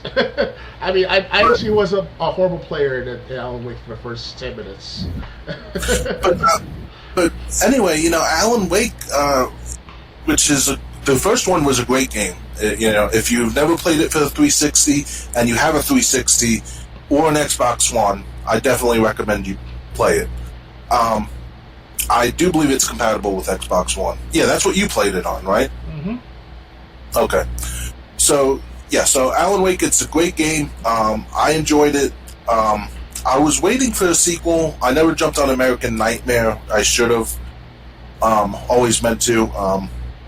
But with Alan Wake 2, how much are they going to change it to make it survival horror when the first game was already survival horror? You didn't, you needed to conserve ammo in the first one. You needed to, sometimes you had to run or use a flare to ward off the dark figures that were trying to kill you. It's just kind of like, I really didn't think of Alan Wake as an action game. I've thought of it as a survival horror game, like it was like one of the earlier Resident Evils. Yes, the trilogy, first trilogy Resident Evil. So I'm still interested to see what changes they're gonna do. I really am interested in Alan Wake 2. Yeah, Alan Wake is gonna be interesting to play again. I'll try to do another sample gameplay of the matter sometime, hopefully during the vacation, because I have from the 19th until the 3rd of January to have vacation off from school. So I'll do at least one gameplay more of Alan Wake. So it'd be an interesting experience to see again what I need to do in that game, and then follow that through with American Nightmare, and then do that with Alan Wake 2. So it's so there's some interesting experiences with these three games in between each other, because last time we had Alan Wake game was back 2014, 2013. So no, during the time I was in the hospital. I don't know when American. I to play American Nightmare until 2015, 2014. So I was just in time for the American Nightmare. Alan Wake, I heard about it. I seen gameplay of it. I never got a chance to get involved with it because I was so into the Halo 3 game, let alone the Master Chief Collection later on. So. It is what it is. So, but yeah, other than that, I think Alan Wake 2 it'll be a make it or break it moment to see how well they're going to line up the series as a whole. So, well, the original Alan Wake came out in 2010. American Nightmare might have been a couple years. Huh? So yeah. So now we're finally getting another Alan Wake game. It's kind of like Red Dead Redemption. We had to wait so many years for another Red Dead Redemption game because Undead Nightmare didn't do that well. But yeah, so I'm interested to see what they do. I'm glad they're keeping the author storyline. That's what separates Alan Wake from other games. Mm-hmm. And like I said, if it's exclusive to next gen or what would be considered current gen. At this time, that's one game I'm interested in. Okay. All right. So next, let me see. Okay. I'll turn so people on Twitch can see it. Monolith open world Wonder Woman game in the works. Wonder Woman is finally getting her own game, and we didn't see this one coming. Today at the Game Awards, Warner Bros. Game announced the project with a small teaser that confirmed Monolith, best known for Middle-earth Shadow of Mordor, would be acting as the developer. The trailer, which you can watch, doesn't give us much information, but it did begin with Diana's mother, Hippolyta, calling Diana home, saying a threat comes to their shores. It looks like Wonder Woman will have a big weight on her shoulders, as she'll have to restore what's been broken and make allies. You are a hero, but you could be more, her mother says. Wonder Woman's shiny red, blue, and gold armor flashes with the iconic W, and then we see her lasso in all its glory. The trailer ends by saying, "You can be a leader," which makes us curious how Monolith will challenge us with that task, especially since the brief description spoke about uniting old enemies and forging new bonds. Monolith is a studio that brought us the famous Nemesis system, after all, so we wouldn't be surprised if it had some clever ideas for Wonder Woman. The trailer shed a little more light, saying Wonder Woman is an open-world action-adventure game where she'll have to unite two worlds. It's also confirmed to be a single-player game with an original story set in the DC universe. The description also said the game is powered by the Nemesis system, so at the very least we can count on that to enhance the experience. No platforms were verified at this time, but we'll update the story when they're revealed.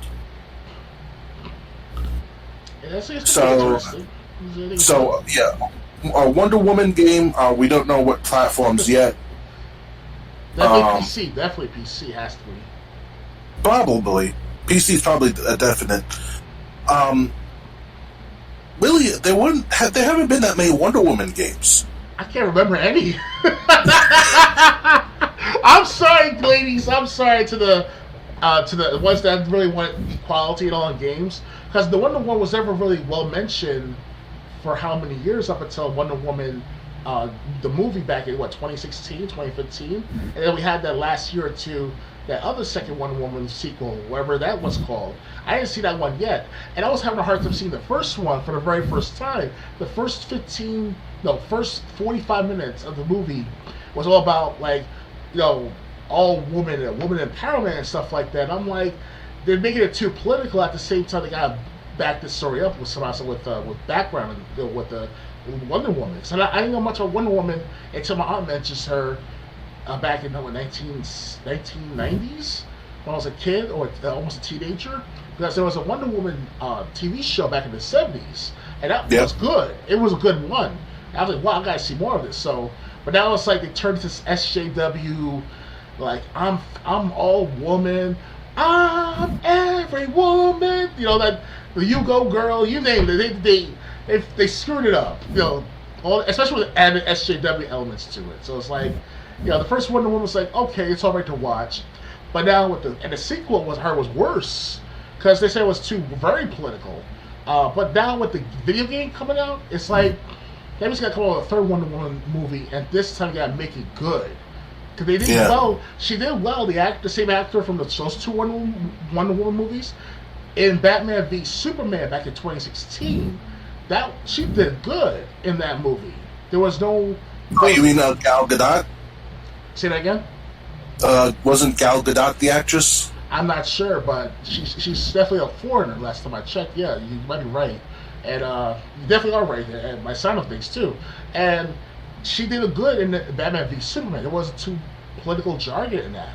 It was about saving the world from all the evil and this big huge monster that was developed by Lex Luthor's son and shit like that.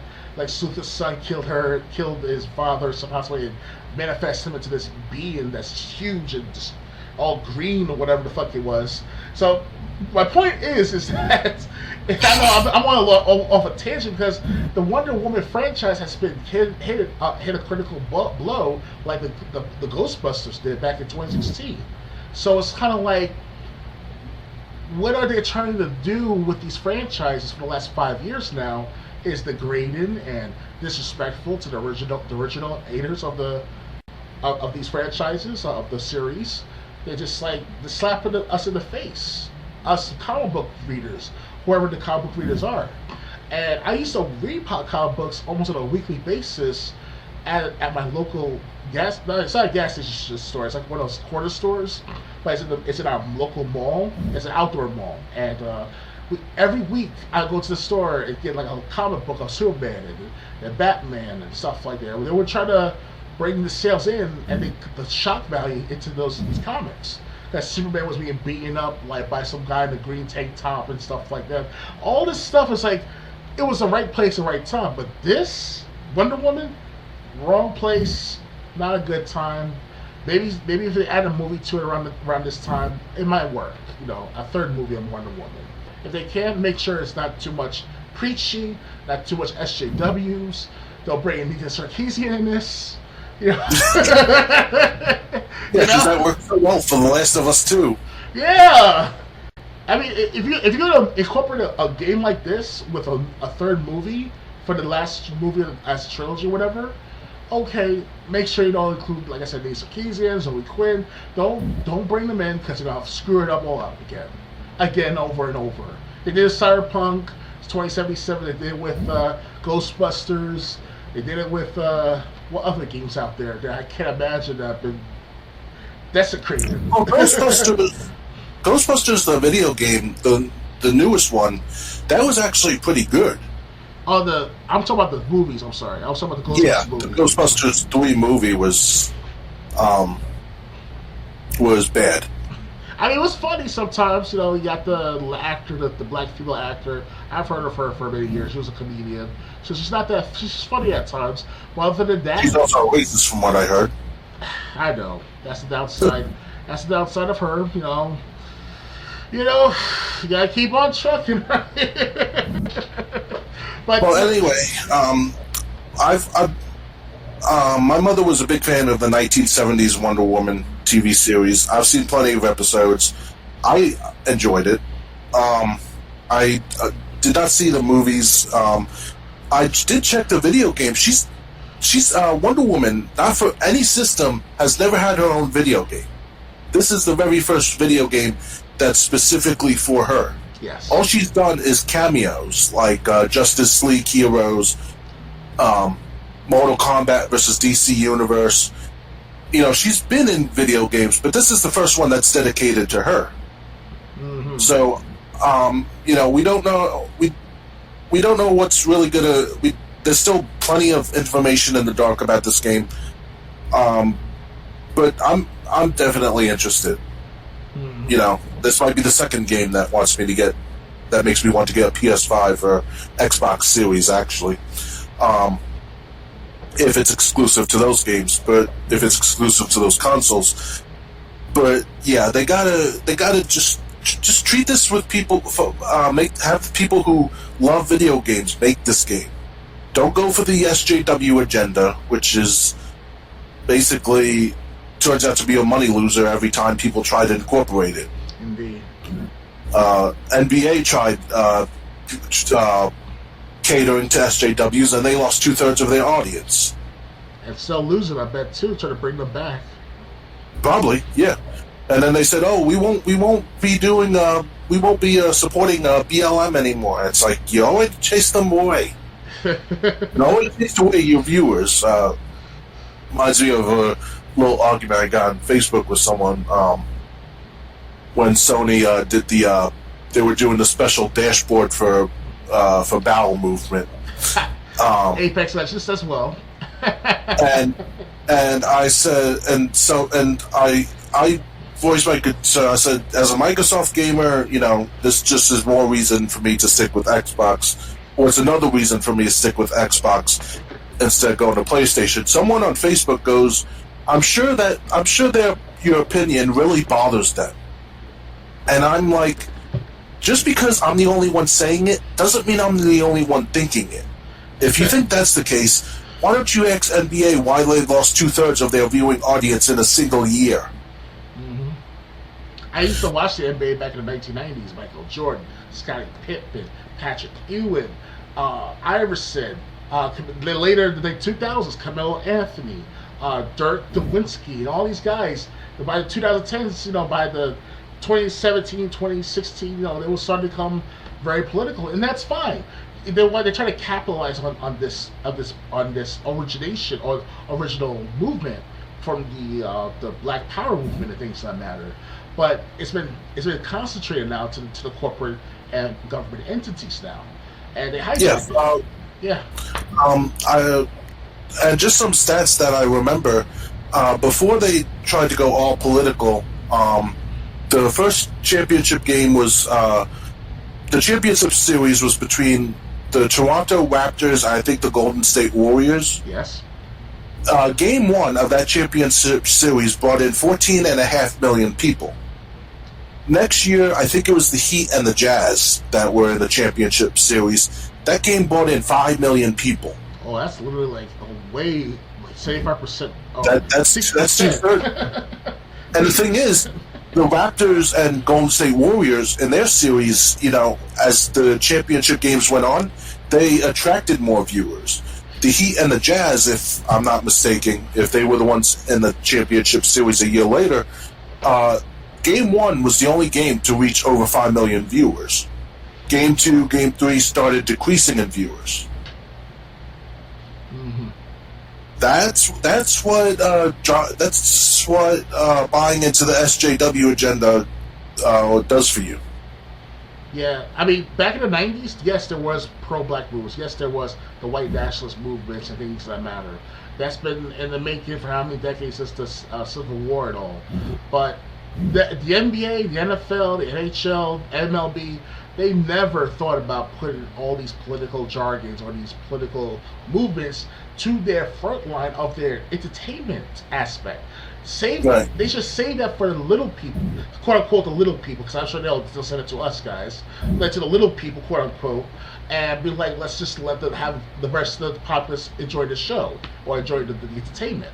Because there's some people out there that want to escape from all this nonsense. Don't bring it to their front door or their front their TV screen or whatever.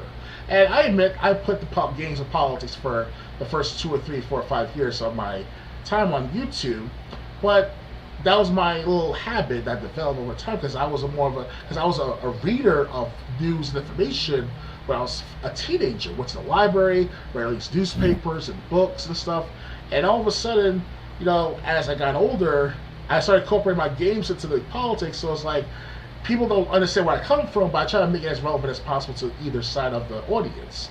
Bad idea, but hey, now with this NBA, NFL. What's his name? The guy with the big afro, Colin Kaepernick. He kneeled down. Now, it was a wrong move on his part because as a workplace, in his perspective, or at least in his being entity as a person, as a worker for that company. Because I admit that I did something political to one of my jobs, and they didn't say anything to me about it. They told me that I've been let go. All I did was just email a few things about some pastor doing something for his country, and it was a big thing to go about telling everyone, and that was it. And I made a mistake. Now it's like this is what I hear after the fact when my mom's friend told me about the matter, and it's like, okay, I made a mistake, But now with Colin Kaepernick, it's the same thing applied to him. He's not going to be in the NFL for the rest of his life. Whether he's had it, I think his contract's been. His contract's been over. As a matter of fact, not to go into sports, but I'll bring why not? We'll transition into this for a little bit. Colin Kaepernick's actually working on a movie with Netflix. Get this, comparing football players to slave owners or slaves. I saw that on Twitter. I added to my likes, and I was like, what is this shit? You get 20, 30, 40, 50 million. It's not even the average NFL player, they get at least $1 million a year in a contract. You're telling me that's slavery? Got the equivalent of that 150 years ago.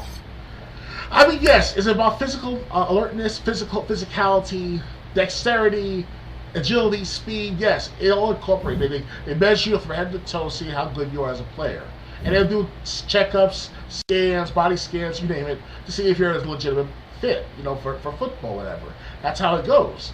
But but they cover that shit for you. Excuse my language. They cover most of it, that bill for you, NFL. If you're an NFL player, whatever. You have health care, you got dental, you got benefits for your children, your family. Why do you call that slavery? They're making it's too gone far now. We had the first black president, we had the first congresswoman, we had the first governor, first this, first that. Over the last 20 years, the gig is up. People of the New World Order. Because you know why? Because you exposed yourself. And you should feel shame of it. Retract everything and let us do what we need to do for us as Americans. Like we were back in the 1980s and 90s. Because it was a different time. Everyone thinks that it's always about like playing and stuff like that, but there's a time of seriousness too. Don't get me wrong for that. But then all this mantra, it's like I don't know. I hope I'm not going off topic here, but I just feel like there's more like all this nonsense about slavery, this slavery that. It's like I don't. It doesn't faze me anymore because it's the same nonsense over and over. You broke our condition with showing all these first blacks, first Hispanics, first this, first that. Oh, we incorporated with the Chinese. We're working with the Russians now, and we do all this stuff with as a world. It's like people are going to see that and be like, why are we still talking about slavery? Why are we still talking about discrimination? Why are we still talking about this man's keeping us down, that lady's keeping us down, and patriarchy? And we should have been like, we already should have been at war at first, and then we would revitalize the economy, revitalize everything, because all this stuff should have been in the making for the last 20 years. But, what can I say?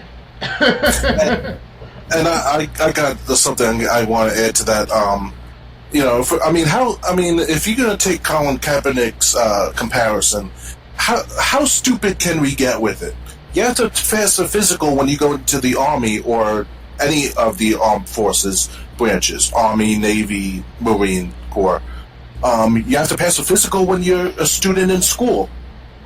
I don't know. We didn't go to elementary school together, but like I remember having to go to like the nurse's office, take off my shirt, bend over. So the nurse would be looking at my back to make sure I didn't have multiple sclerosis or something like that. Meningitis. No. It was some back thing. Okay. Well, I guess they had to. Like, I guess they could tell by your back if you had multiple sclerosis. That's why you had to prove you could bend over. Try to touch your toes. Also, that little like insert in your back, that area of the spine where the spine. Okay. Yeah.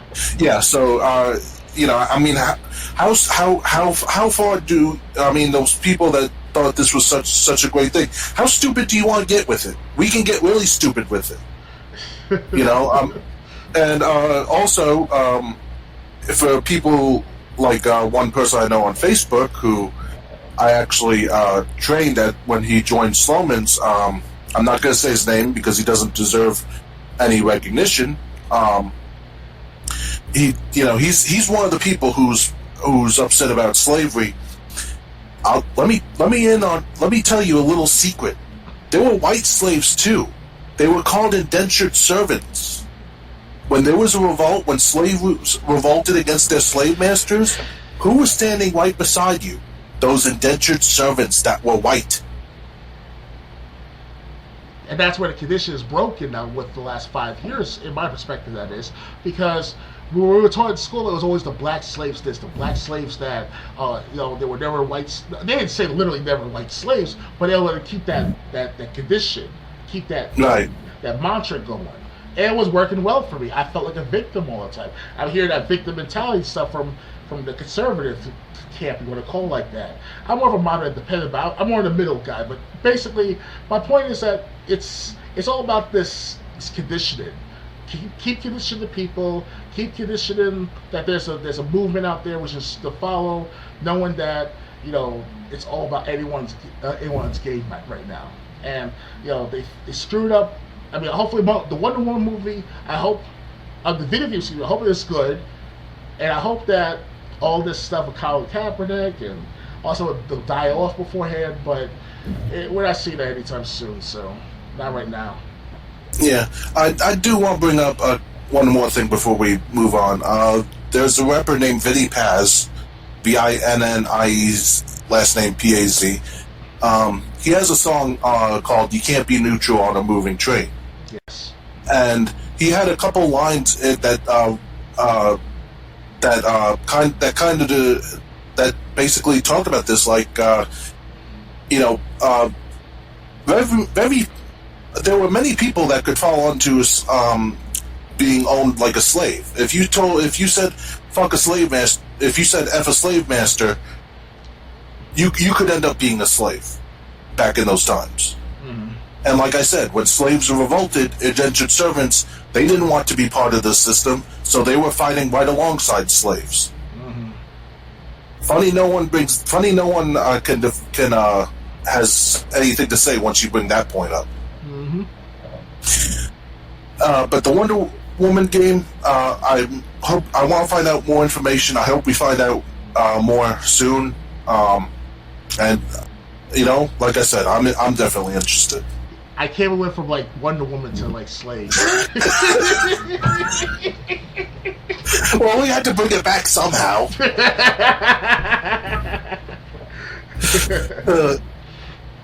Can we move on?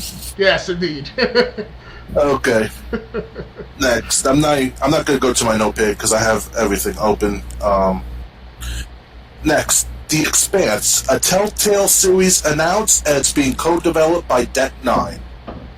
Okay. Telltale has announced The Expanse, a Telltale series, and it's co-developing the game with Deck 9, the studio behind this year's Life is Strange: True Colors. Revealed during the Game Awards, by way of a debut trailer, The Expanse is a prequel to the Amazon TV series of the same name, which itself is based on the Expanse novella series, and it will feature Kamina Drummer as the main protagonist. Drummer, heavily featured throughout Amazon's show, is the leader of a ragtag scavenging crew in the game, and players must explore the Outer Belt while making tough decisions that will decide the fate of a crew and more. One of our driving forces is to empower other creative voices to tell their stories in the manner of previous genre-defining Telltale games, which is what Jamie O'Teal, who is the CEO, said writes in a press release. We are such fans of the work Deck 9 has done, and we were searching for an IP that we could create stories in together. The Expanse is a rich world both studios are really excited to explore. Telltale says that players as Drummer must work with a mixed bag of personalities aboard the Artemis spaceship, square off against a mutiny, explore location beyond the solar system's outer belt, and make tough decisions fans of Telltale have come to know and love. Working with a fantastic IP like The Expanse is both daunting and thrilling. Deck 9 COO Jeff Litchford said, "We want to pick a character and story that hadn't always been told. One that players could really influence, but that also stayed true to the books and series for the fans. The collaboration with Telltale has enabled us to bounce around ideas and approach things from different perspectives each company brings to the adventure genre as we work to tell the best story possible." The Expanse, a Telltale series, is currently in the early stages of production, and it's expected to release sometime in the future on PC and leading consoles. Probably just PS5 and Xbox Series and PC and maybe Switch. This game is the first new IP announced by Telltale itself, a new version of the old Telltale that shut down in 2018. It previously revealed that it was developing The Wolf Among Us 2 at the Game Awards 2019. Thank you for bringing that up. I want to lead off with that.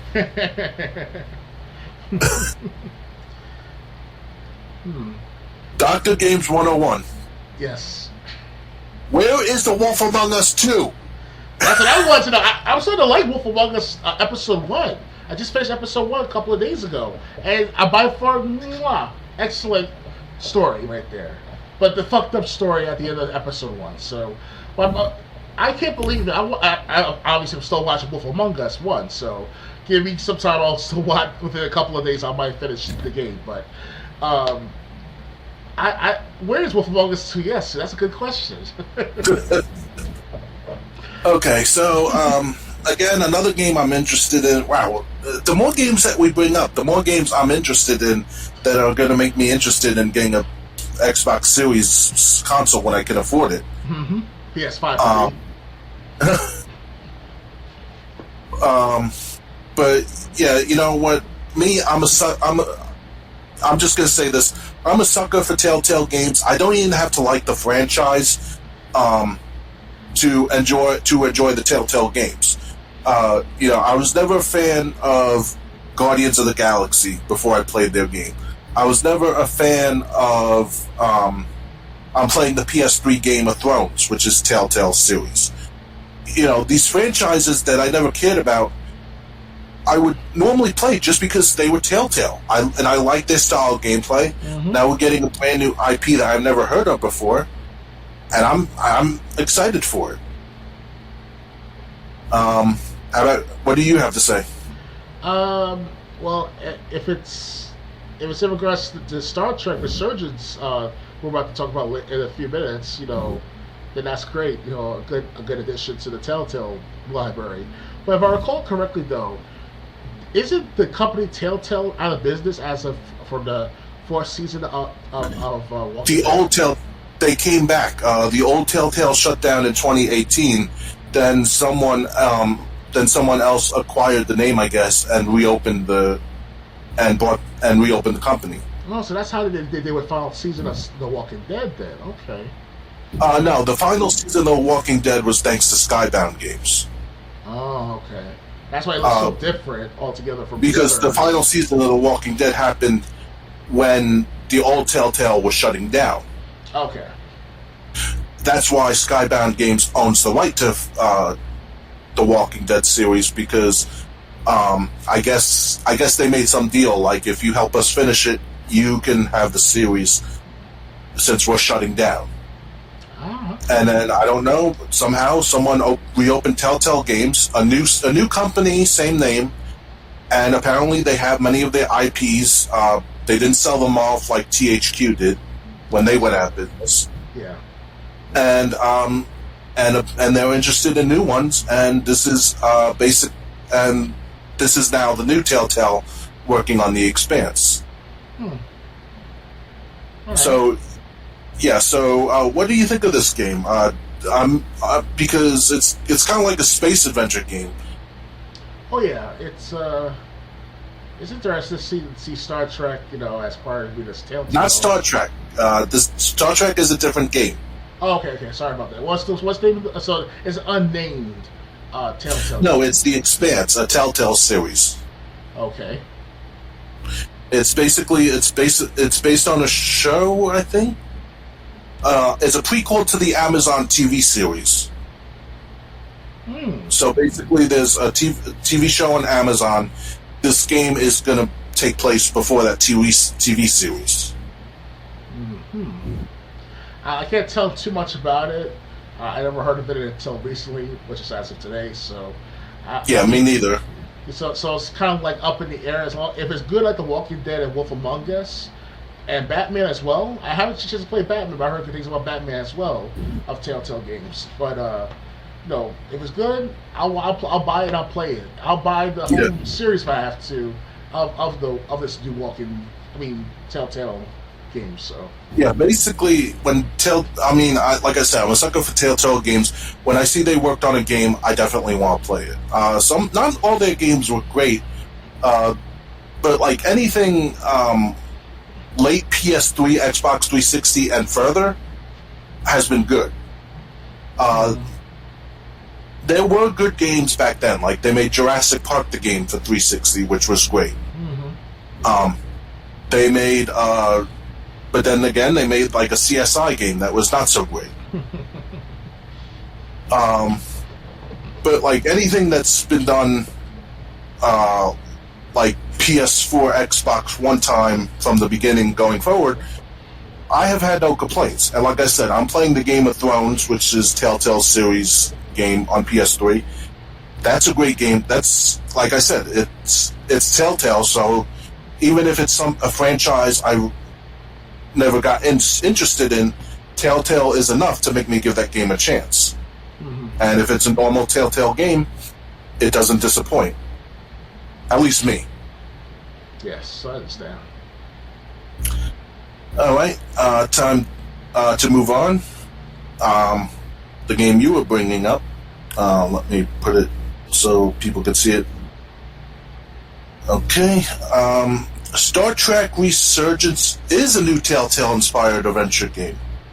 So they got two games, I guess, in production. This year's Game Awards has been full of great announcement and reveals, but if you're a Trekkie, you might be most interested in Dramatic Lab's reveal of a new adventure game that lets players explore a distant corner of the galaxy aboard one of Starfleet's new ships, the USS Resolute. Star Trek Resurgence is billed as a third-person, choice-driven adventure game centering on two new characters, First Officer Jarrah Rydak and Engineer Carter Diaz. Set shortly after the events of Star Trek The Next Generation, Resurgence follows the crew of the Resolute as they unravel a sinister mystery between two alien civilizations that threatens to erupt into all-out war. While Resurgence is a wholly original story, Dramatic Labs also teased the fans might recognize a familiar face or two along the way. It's worth noting that Dramatic Labs is composed of people with experience in the adventure space, as the team is comprised of veterans from Telltale Games, and many of Dramatic Labs' devs worked on games such as The Walking Dead, The Wolf Among Us, Game of Thrones, and Batman. As fans of Star Trek, it's truly an honor to be crafting a story which puts players right in the heart of the action, where significant choices and decisions will affect the entire narrative, says Dramatic Labs founder Kevin Bruner. Built from the ground up using Epic's Unreal Engine and our proprietary narrative engine, this game showcases our team's evolution in creating thought-provoking, story-rich adventures. Star Trek Resurgence is scheduled for release next spring on PS5, Xbox Series, PS4, Xbox One, and PC as an Epic Game Store exclusive. Mm-hmm. Okay, so have you ever been a big fan of Star Trek? Any of the series? Well, I love the Next Generation with Patrick Stewart in it. That's how I get to respect and also understand Patrick Stewart's and his character as part of being the captain of the ship. And then I start seeing him more in the Wolverine movies and the X-Men movies. So that's why in my perspective, that's how I know Patrick Stewart of his history was with Star Trek: The Next Generation. And those series back then for the 1990s were good. I think we caught a glimpse, well, not a glimpse, but from my standpoint, I think I caught them right while they were still acting and producing these episodes. And I have to say, it's very good production value, very intelligent, smart, quirky, consistent.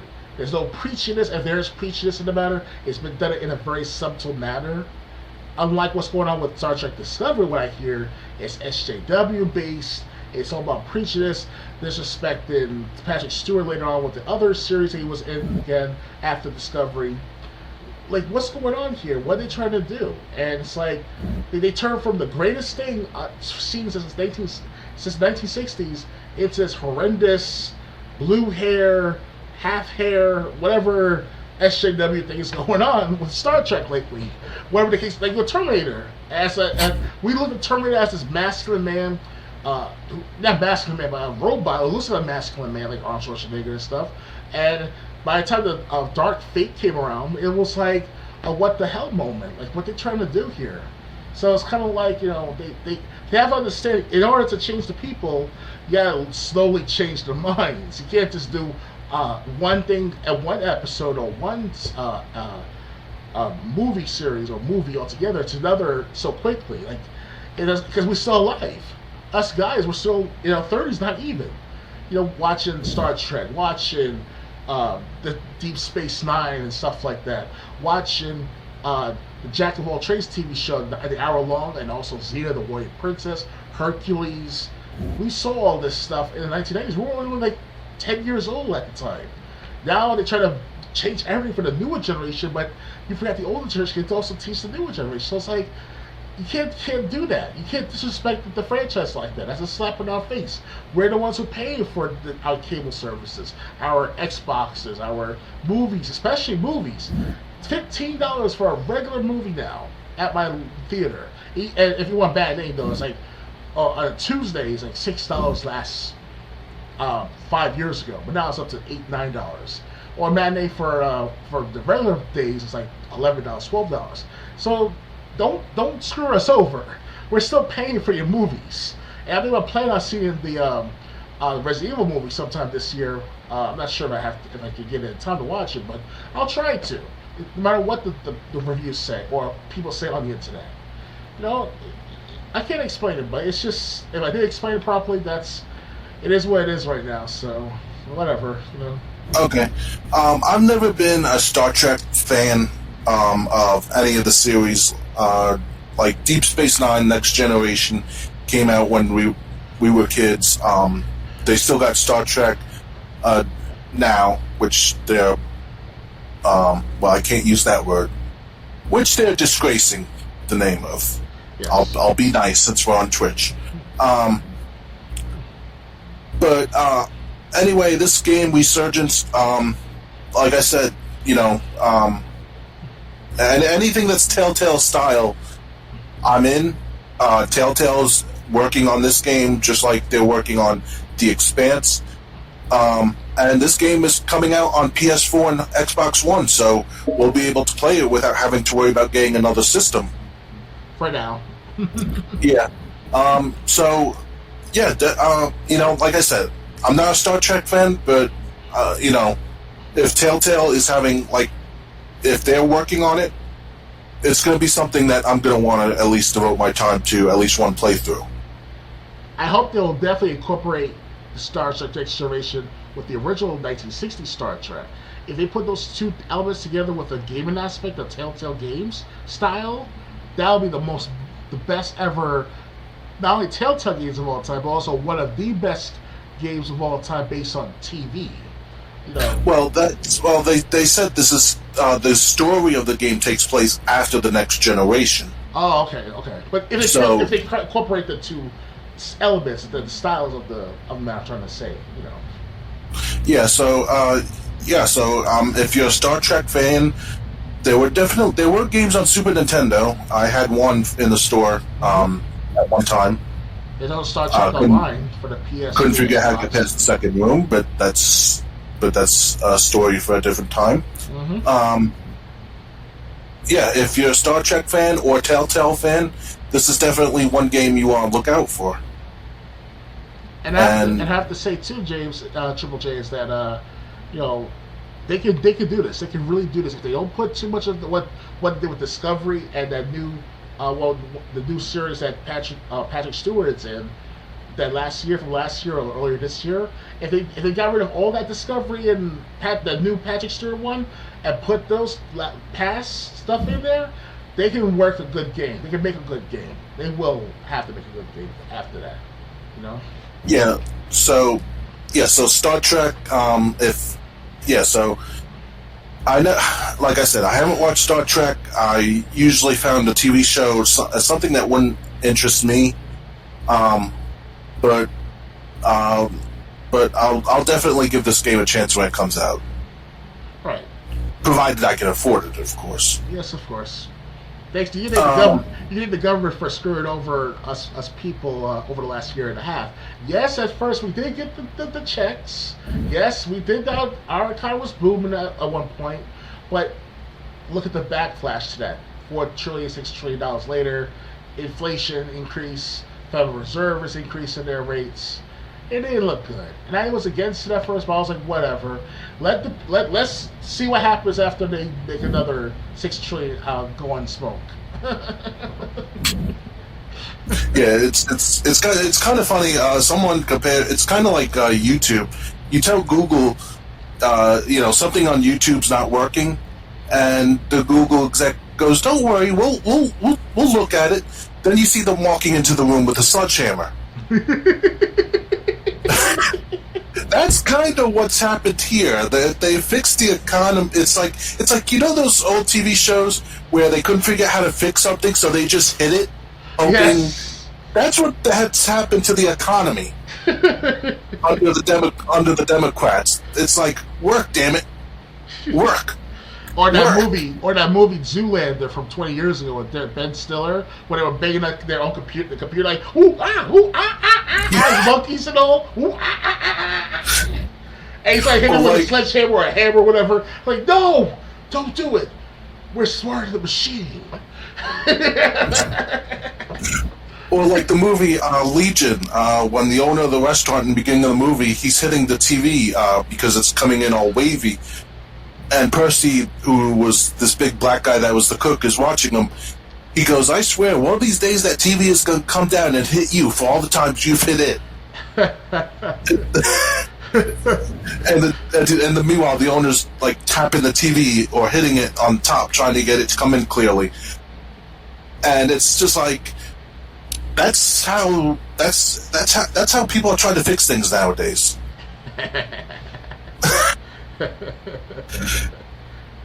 So anyway, so the economy obviously has been been bad for most people. But I'm excited for these games because sooner or later things have to get better. Oh yeah. And when things get better, then we'll be able to try out these games. Maybe they'll even be at a discounted price then. Oh yeah. Anyway, the next story is Chocobo GP, the Final Fantasy kart racer, races into a March release. Chocobo GP is racing through the finish line in just a few months. More specifically, you can race as Chocobo, your favorite Final Fantasy summon hero such as Terra, or someone else entirely when Chocobo GP hits Switch on March 10th. That's less than 3 months away, so you might want to brush up on your kart racing skills soon. If you're looking for a great way to do that, look no further than Nintendo's own Mario Kart 8 Deluxe, because Chocobo GP looks very similar in almost every regard.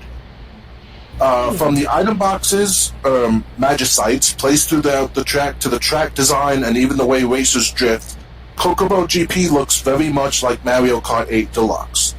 Look, Mario Kart 8 Deluxe is arguably the best kart racer out there, so it's not surprising to see another racer take on a similar shape. Plus, if Final Fantasy is more your franchise versus Mario or any of the others highlighted in Mario Kart 8 Deluxe, then Chocobo GP might be your new favorite kart racer. Today's March 10 release date news was announced in a release date trailer on the Nintendo UK YouTube channel. In it, we get more details about the game, including a brief look at story mode, some of the characters we can expect to see, and more. We also learn that similar to other kart racers, a series will consist of 4 races. Although Chocobo GP has its own series ready to go at launch, players can create their own too. So I guess that means people will be able to create their own tracks, if they can create their own series. The trailer also reveals a quick glimpse at a track we've not seen before. You can see around the 1 minute 26 second mark, and it looks like a Final Fantasy spin on Mario Kart Wii's Moo Moo Meadows. Elsewhere in the trailer, you can see the castle track that was previously shown in the announcement trailer. Interesting. Oh, I forgot to turn on the advertisement so people could see it. Oh well. Anyway, so since you're the bigger Final Fantasy fan between the two of us, is this something that you're looking forward to? It'll be interesting to see that this actually has a full game with nothing but chocobo. Is there chocobos and other animals out there like Bahamut or even Irith, Shiva? No, by any chance, or is this just chocobos only? No, they said Terra will be in the game also. Terra? Yeah. Never heard of Terra. A Terra or a Terror? Terra. Terra. Interesting. I must have missed the Final Fantasy game that I have with that character in there. Or that. Well, they said it summons, so Final Fantasy summons, so I guess like the people that you could summon in Final Fantasy games. Oh yeah, so far the only Final Fantasy games I've played are Final Fantasy 7, Final Fantasy 6 maybe for the first 30 minutes, and Final Fantasy 10. Final Fantasy 13 I haven't got a chance to play, but I did play Final Fantasy 15, so only for a couple of hours still so far. I don't have space on my hard drive right now to play it, but I'll try to see more other Final Fantasy games in the meantime.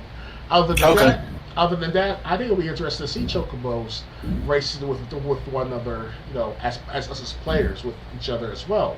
And from my experience with chocobos, I had added summons in Final Fantasy 7 to utilize as a chocobo for a certain amount of hit points. So it's pretty good summons at first. Obviously, as you get further into the game, you need more powerful summons and knights in the round and Neo Bahamut and shit like that. But other than that, I raised Chocobo when I was on Final Fantasy 7 after being on the 3rd disc of the original Final Fantasy 7 video game. And after 5-10 hours at most of playing the Chocobo aspect of it, it was hard as heck to get the blue Chocobo, hard as heck to get the gold Chocobo, hard as how to get even... I couldn't get any of those chocobos to begin with. That's how long it took me a while to figure out how to do things. And I wrote down in my own strategy guide, because I copied my friend. His name was David, by the way. David is an avid gamer of Final Fantasy, like me, back in high school. I don't think I ever met him yet.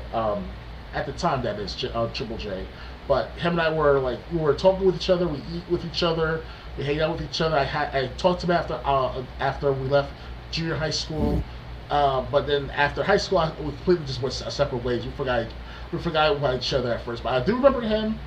And he let me borrow the Trash book. I wrote down everything I could. Yes, there were copyright machines. Yes, there was the internet. But we didn't know that the internet was this great. That's the problem. So we have to write down everything that we need to know about the Final Fantasy, or for me that is, the Final Fantasy 7 gameplay, or how to beat things, or how to defeat this enemy, where to go for this chocobo and stuff like that. I wrote down to the best of my ability on everything in that book. And I memorized it like hell after a while. And that was great too for me as a Final Fantasy, specifically a Final Fantasy 7 gamer, excuse me. So I have the upper hand, and what do you do with these games? And you see my gameplay. So those are out there watching me on my Final Fantasy 7 gameplay. I'm not saying I'm the best Final Fantasy 7 gamer, but I do know how to have a good time with you guys and be like, yeah, boy, we're gonna get the chocobo, we're gonna get this, we're gonna get that, we're gonna get Ares and Tifa together as one in a three-way. Well, that's a fantasy, not Final Fantasy. So. Yeah. Well. Go on. Yeah, I'm sorry. Well, we also got to keep in mind this is going to be probably a Nintendo exclusive. Oh, that's so probably exclusively on the Switch. But yeah, you know what? If you're big Final Fantasy fans, great. Also, there's something I wanted to let you know. Final Fantasy 13, the first one, I think is all available on Game Pass along with the second one. So if you have Game Pass. Yeah, I bought it many years ago. Final Fantasy 13, and I saw the first two 13 games up there, 13 and 13-2, not the final one. Like Returns, right? Right, yeah. So, anyway, yeah, so this looks like a great racing game. But honestly, with how Nintendo has been on their about their service lately, especially with the online games, it's hard to get excited. And I know we got more news coming up about Nintendo's Switch online service. But yeah, so it sounds like, hey, if they're copying Mario Kart 8 Deluxe, they're probably gonna have a great racing game on their hands. Mm-hmm. Ready to move on? Yes. Okay. Next one. New Back for Blood update. Adds offline campaign with progression. The latest Back for Blood update, which goes live at 1 p.m. Eastern, this was written on December 16th, 2 nights ago, which goes live at 1 p.m. Eastern, finally brings an offline campaign with progression to the multiplayer shooter. Since Turtle Rock Studios released Back for Blood back in October, players have been asking for a way to play the game offline and still be able to progress. That's now possible thanks to the update. This update also brings some other requested features to the shooter as well. This update is focused on bringing some new highly anticipated features to you, as well as taking a pass at improving the experience with our veteran and nightmare difficulties. Various adjustments to our card system, written spotting systems, weapons, and cleaners detailed below contribute towards these difficulty improvements. As we mentioned, we'll continue to improve the experience and look forward to your feedback. Here are the new features in the update that was released a couple days ago. Offline campaign with progression, new supply lines, roving merchants, time-limited track added that provides new unlocks to spend supply points on. New card type, burn cards available through the supply lines, and they can be played in each safe room to gain temporary effects like instant healing, currency boost, increased resistances, and more. Holiday seasonal event. Holiday decorations have been added to Fort Hope and the firing range alongside unlockable seasonal character skins, weapon skins, emblems, and sprays. New non-burn cards. Belt clip increases quick slot inventory by 1. Utility belt increases in quick slot inventory by 2. but subtracts 10% of the damage you deal. Tool belts increases team quick slot inventory by 1. Ridden practice area added to Fort Hope. Bots that accompany the player in solo campaign are randomized. Ultra-wide improvements. Stat tracking is now enabled in training. Alongside all of these new features being added to Back 4 Blood in today's update, Shadowrock Studios also detailed hundreds of improvements, changes, and fixes to the campaign and Swarm player versus player mode. While waiting for today's So,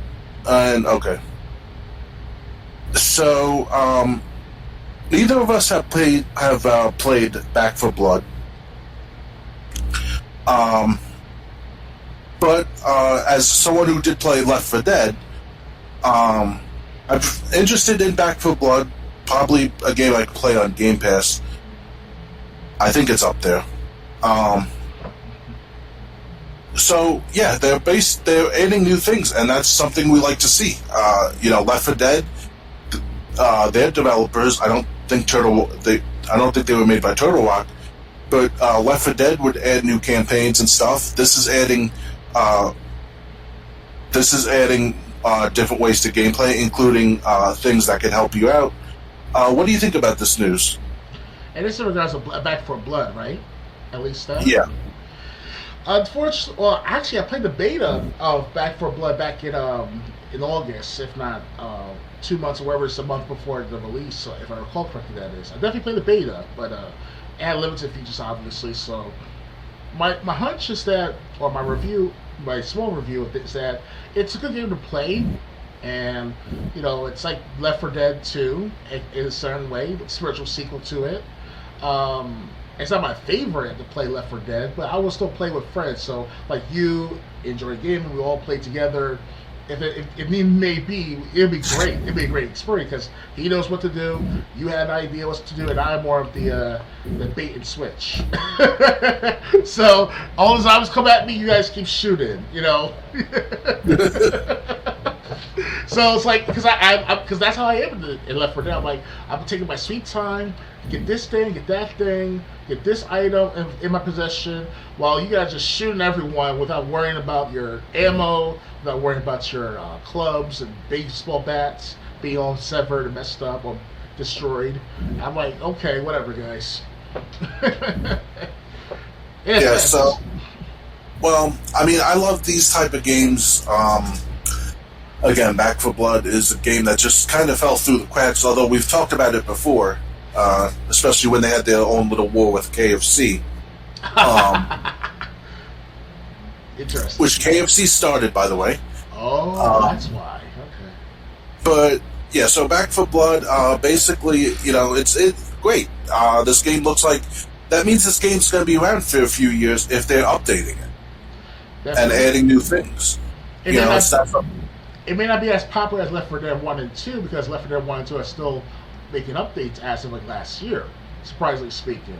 And yeah, this is on Steam, by the way. So I have copies of Steam and Steam of Left 4 Dead 2 and 1. Currently, Left 4 Dead 2 is installed. I can play it anytime, but that's, like I said, it's a game with friends, not with like by yourself. So it's with computers and all. So that's pretty good right there. And I like that. Well, I'll play Left 4 Dead 2 with strangers also. I have before. I mean, it's okay to play with strangers, but you're not really synced up properly. Oh, sure, one guy has one headset, the other 2-3 guys don't have no headset, so it's kind of like, how we're going to correlate with our attacks, you know what I'm saying? So... Right, but, I mean, I remember one time when I was playing Left 4 Dead 2, I was pinned down, and, we were all wanting to get to this boat. And I'm like, I'm pinned down, can someone help me? And then I saw 2 other people come back and, shoot enough of the horde until I could get away from them, and then we all went for the boat together. They didn't say anything, but they did end up coming back, so they were able to hear me because I had my headset on. So, yeah. So, this is a good thing. Back 4 Blood's being updated, and and we'll keep an eye on it. See what updates there are in the future. Oh yes. Okay. Next. Banjo-Kazooie joins Switch Online expansion pack in January. The Nintendo 64 library of the Switch Online expansion pack gets a dose of rare next month when Banjo-Kazooie joins the service. The game joins the service sometime in January, but there's no exact date as of yet. The 1998 platformer is widely remembered as a standout game for the Nintendo 64 and among the most beloved games of the era overall. While the emulation of the expansion pack hasn't been universally loved, it's cool to see Banjo-Kazooie making its way back to the house of Nintendo. Given that Microsoft owns Rare, the only way to play Banjo was on Xbox, such as the Rare Replay collection. I forgot that Rare owned Banjo-Kazooie, and that Microsoft owned it. Yep, Microsoft had it for years, Rare Replay game, and it's pointless. It's pointless for them to well, not pointless, but they have tough competition now with Xbox because they have all 30 games in one game that you can pay for like not even $25 now. If it's on sale, $15 maybe. So this also says, as a reminder, Paper Mario joins the expansion pack library today. Okay. Okay, so So we talked about Paper Mario being the one new game added to Nintendo Switch's online service between November and December. And now we're getting Banjo-Kazooie in January. Mm-hmm. It's Nintendo still doing the same thing that we talked about 2 weeks ago. One new game in a month? And that's criminal. And I can buy it for like $30 while they try to sell it for $80. You can buy the Rare Replay collection for Xbox. And not to mention, also, keep in mind, why I said it's criminal, the people that didn't upgrade to the Nintendo 64 and Sega Genesis games, they, the ones that continue to pay $20 a year for individual accounts or $35 for family accounts, they're not getting anything. Right. So you're basically screwing over the people who said we can't afford to go to $50 a year or $80 a year, or however much it is with the N64 and Sega Genesis expansion. And even the people that are paying that much, at these prices, it's better to buy these games instead of paying an online service.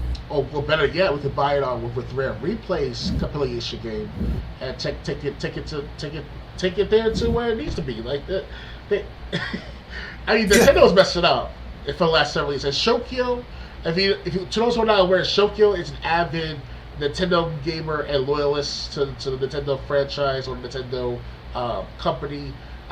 He's not a biased person, but he's more like this fluid, open-minded man of a gamer that talks about this stuff all the time. He's like, you guys gotta step up your game as Nintendo fanboys or as Nintendo followers or buyers or collectivists, whatever, to tell Nintendo to stop doing this, because you're insulting us older gamers who are buying your Nintendo products still to this day. I will admit, my most recent buy of Nintendo Nintendo products was what? What did I bought? I think I bought Banjo-Kazooie by itself.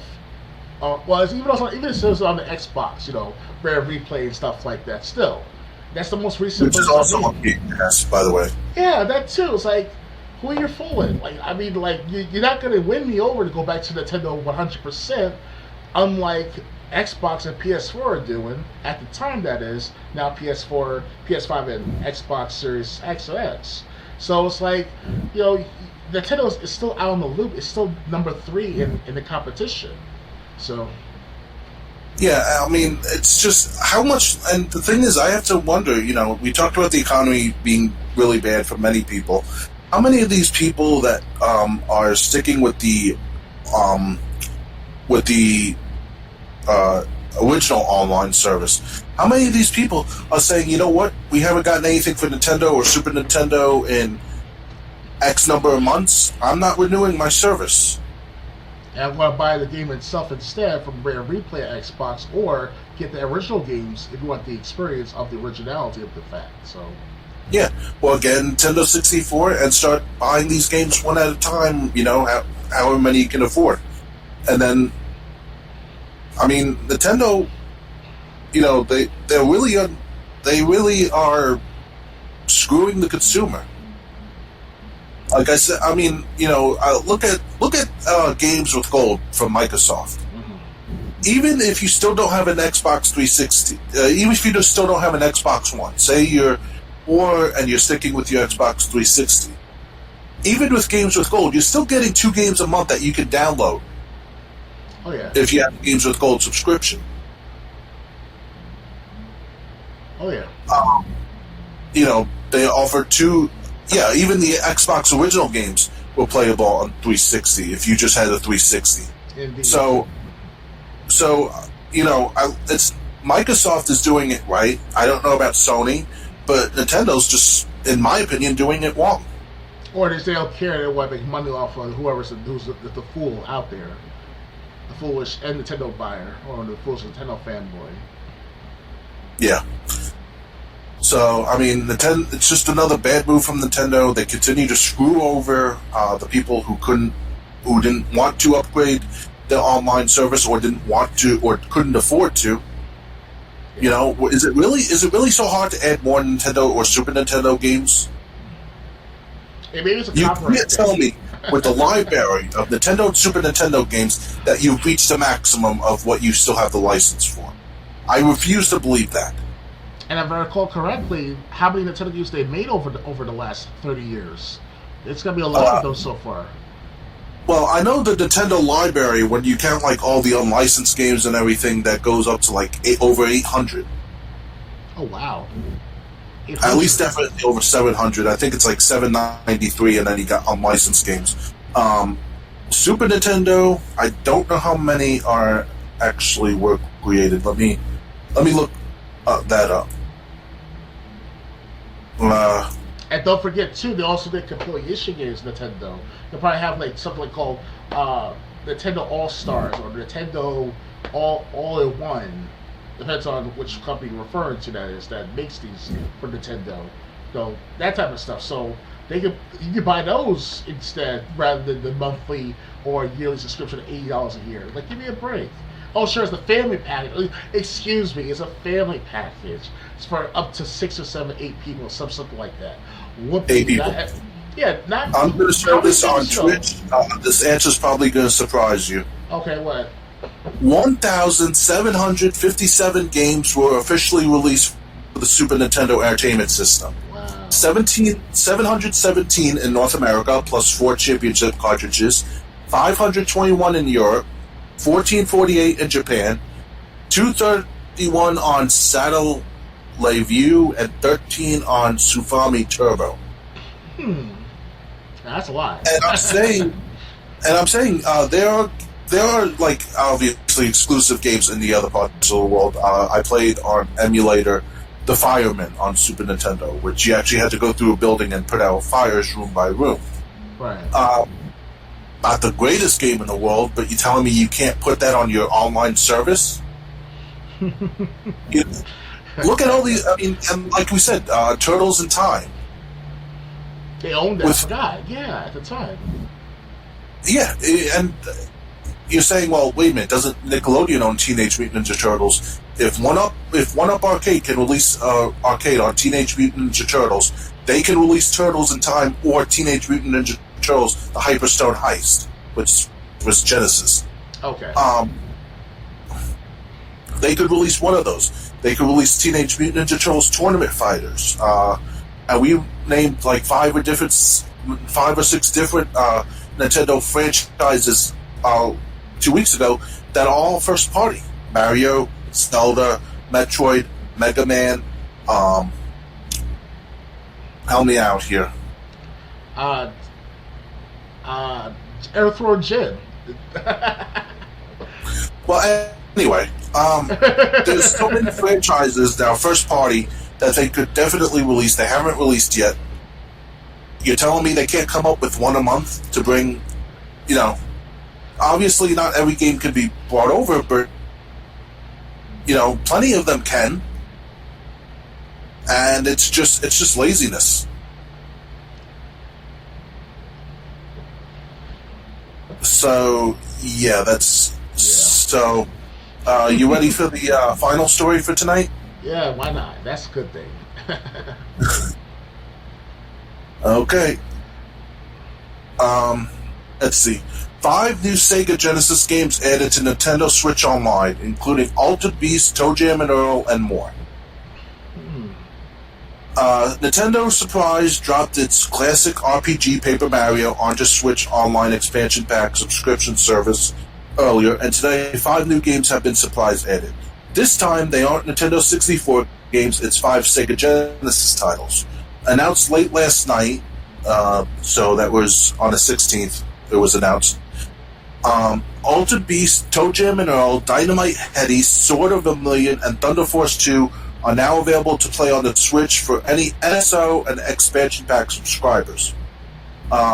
Altered Beast was first released in 1988 as a 2D beat-em-up arcade-style game that debuted on Sega Genesis, of course. Set in ancient Greece, you play as an undead wolfman, character revived by Zeus to rescue his daughter from Athena. In Toe Jam and Earl, you control the alien rappers who crash land on Earth. This game launched on Genesis in 1991, spawned multiple sequels, including Toe Jam and Earl Back in the Grove, which was released just 2 years ago. Thunder Force 2 is a 1988 side-scrolling shoot-'em-up released in 88 on the Sharp X6800 computer. However, it was ported to Genesis a year later as one of the original launch titles for the Genesis in the US. As you can see in the trailer, each stage starts with a top-down view. After destroying enough bases, you can further encroach on enemy territory, and at that point, the game becomes a 2D scrolling shooter. It was last seen on the Genesis Mini, and its music absolutely rips too. The 4th game released to Nintendo Service Online is Dynamite Heady, perhaps one of the most odd releases this drop. It's a 2D platformer where you play as Heady, a puppet who must take down an evil puppet king named Dark Demon. Its art style is quite unique, and it features some fun combat thanks to its use of over a dozen different power-ups. Similar to Thunder Force 2, Dynamite Heady was last seen on Genesis Mini.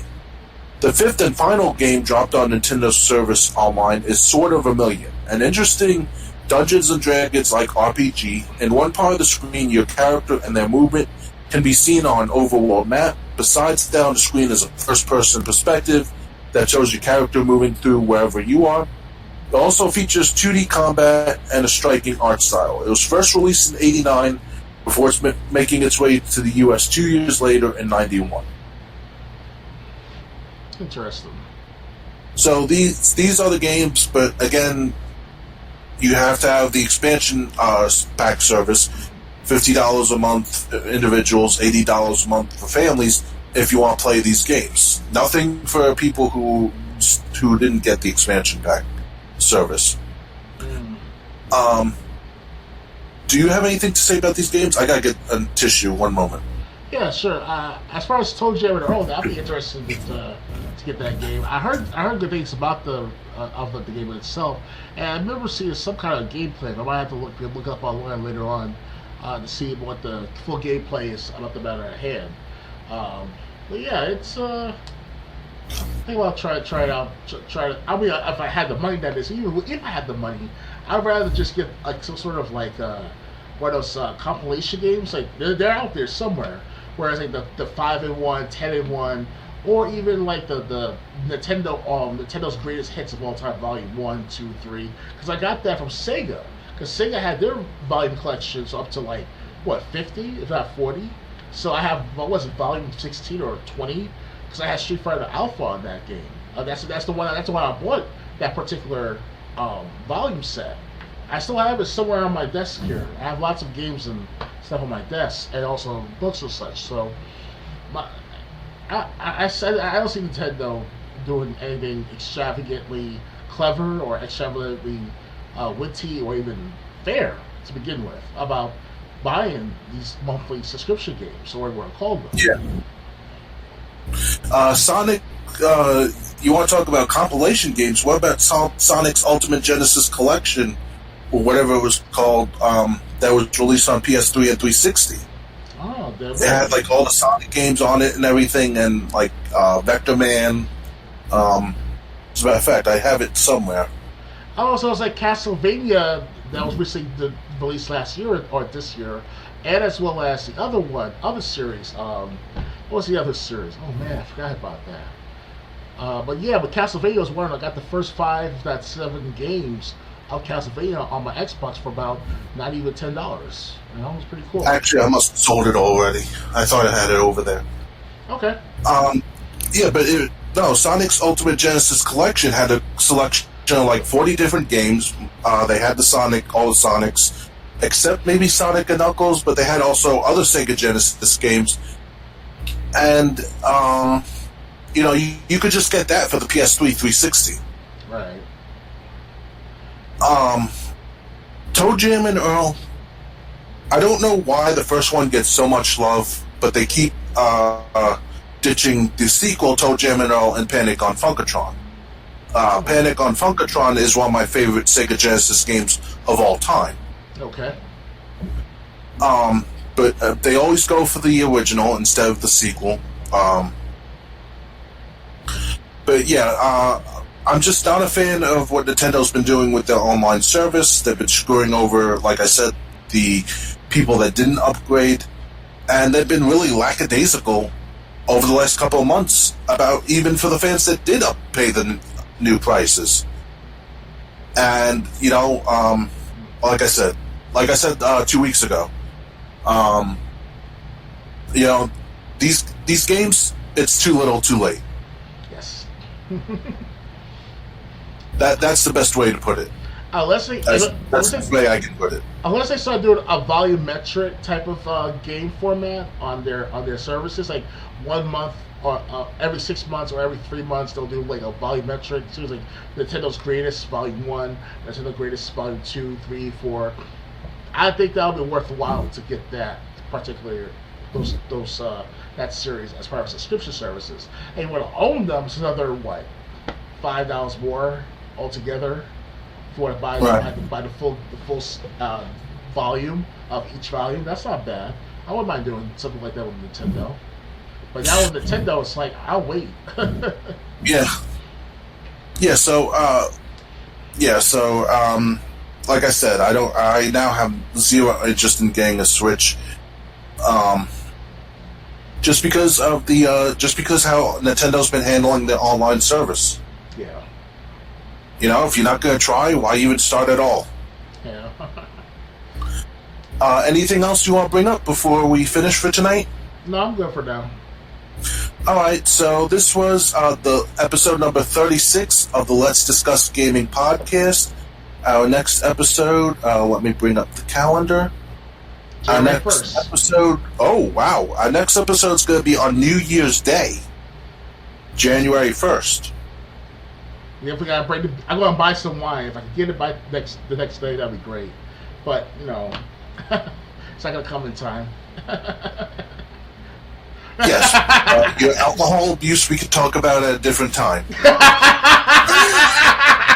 I don't have no alcohol abuse. I have lack of alcohol abuse. I was just being a smartass. I mean, we can't get drunk live on air and be like, "Hey, or Stone Cold, Steve Austin.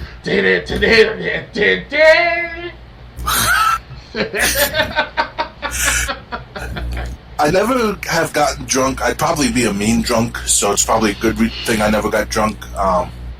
I'll be like a crazy fuck. I'll be like, yo, what up, guys? How is that different from now?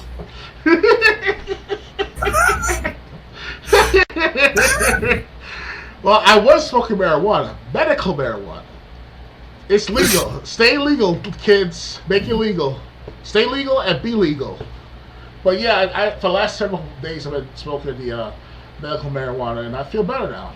And more giddy, more happy, stuff like that. So it's the vapors, by the way. It's not the regular whatever people think it of. So, but yeah. Okay. Anyway, so our next podcast will be on New Year's Day, 9 p.m. Eastern. Like normal, follow me on Twitch to catch the stream from the beginning. Also follow me because I do live streams almost every night playing video games. And also go to my BitChute channel. There's in the About section of my Twitch channel. There's a link to my BitChute channel where I do exclusive videos. There's the link to my price charting store where I sell video games, old and new. And hopefully I'll see you on my next stream. Good night, everyone. Later, guys.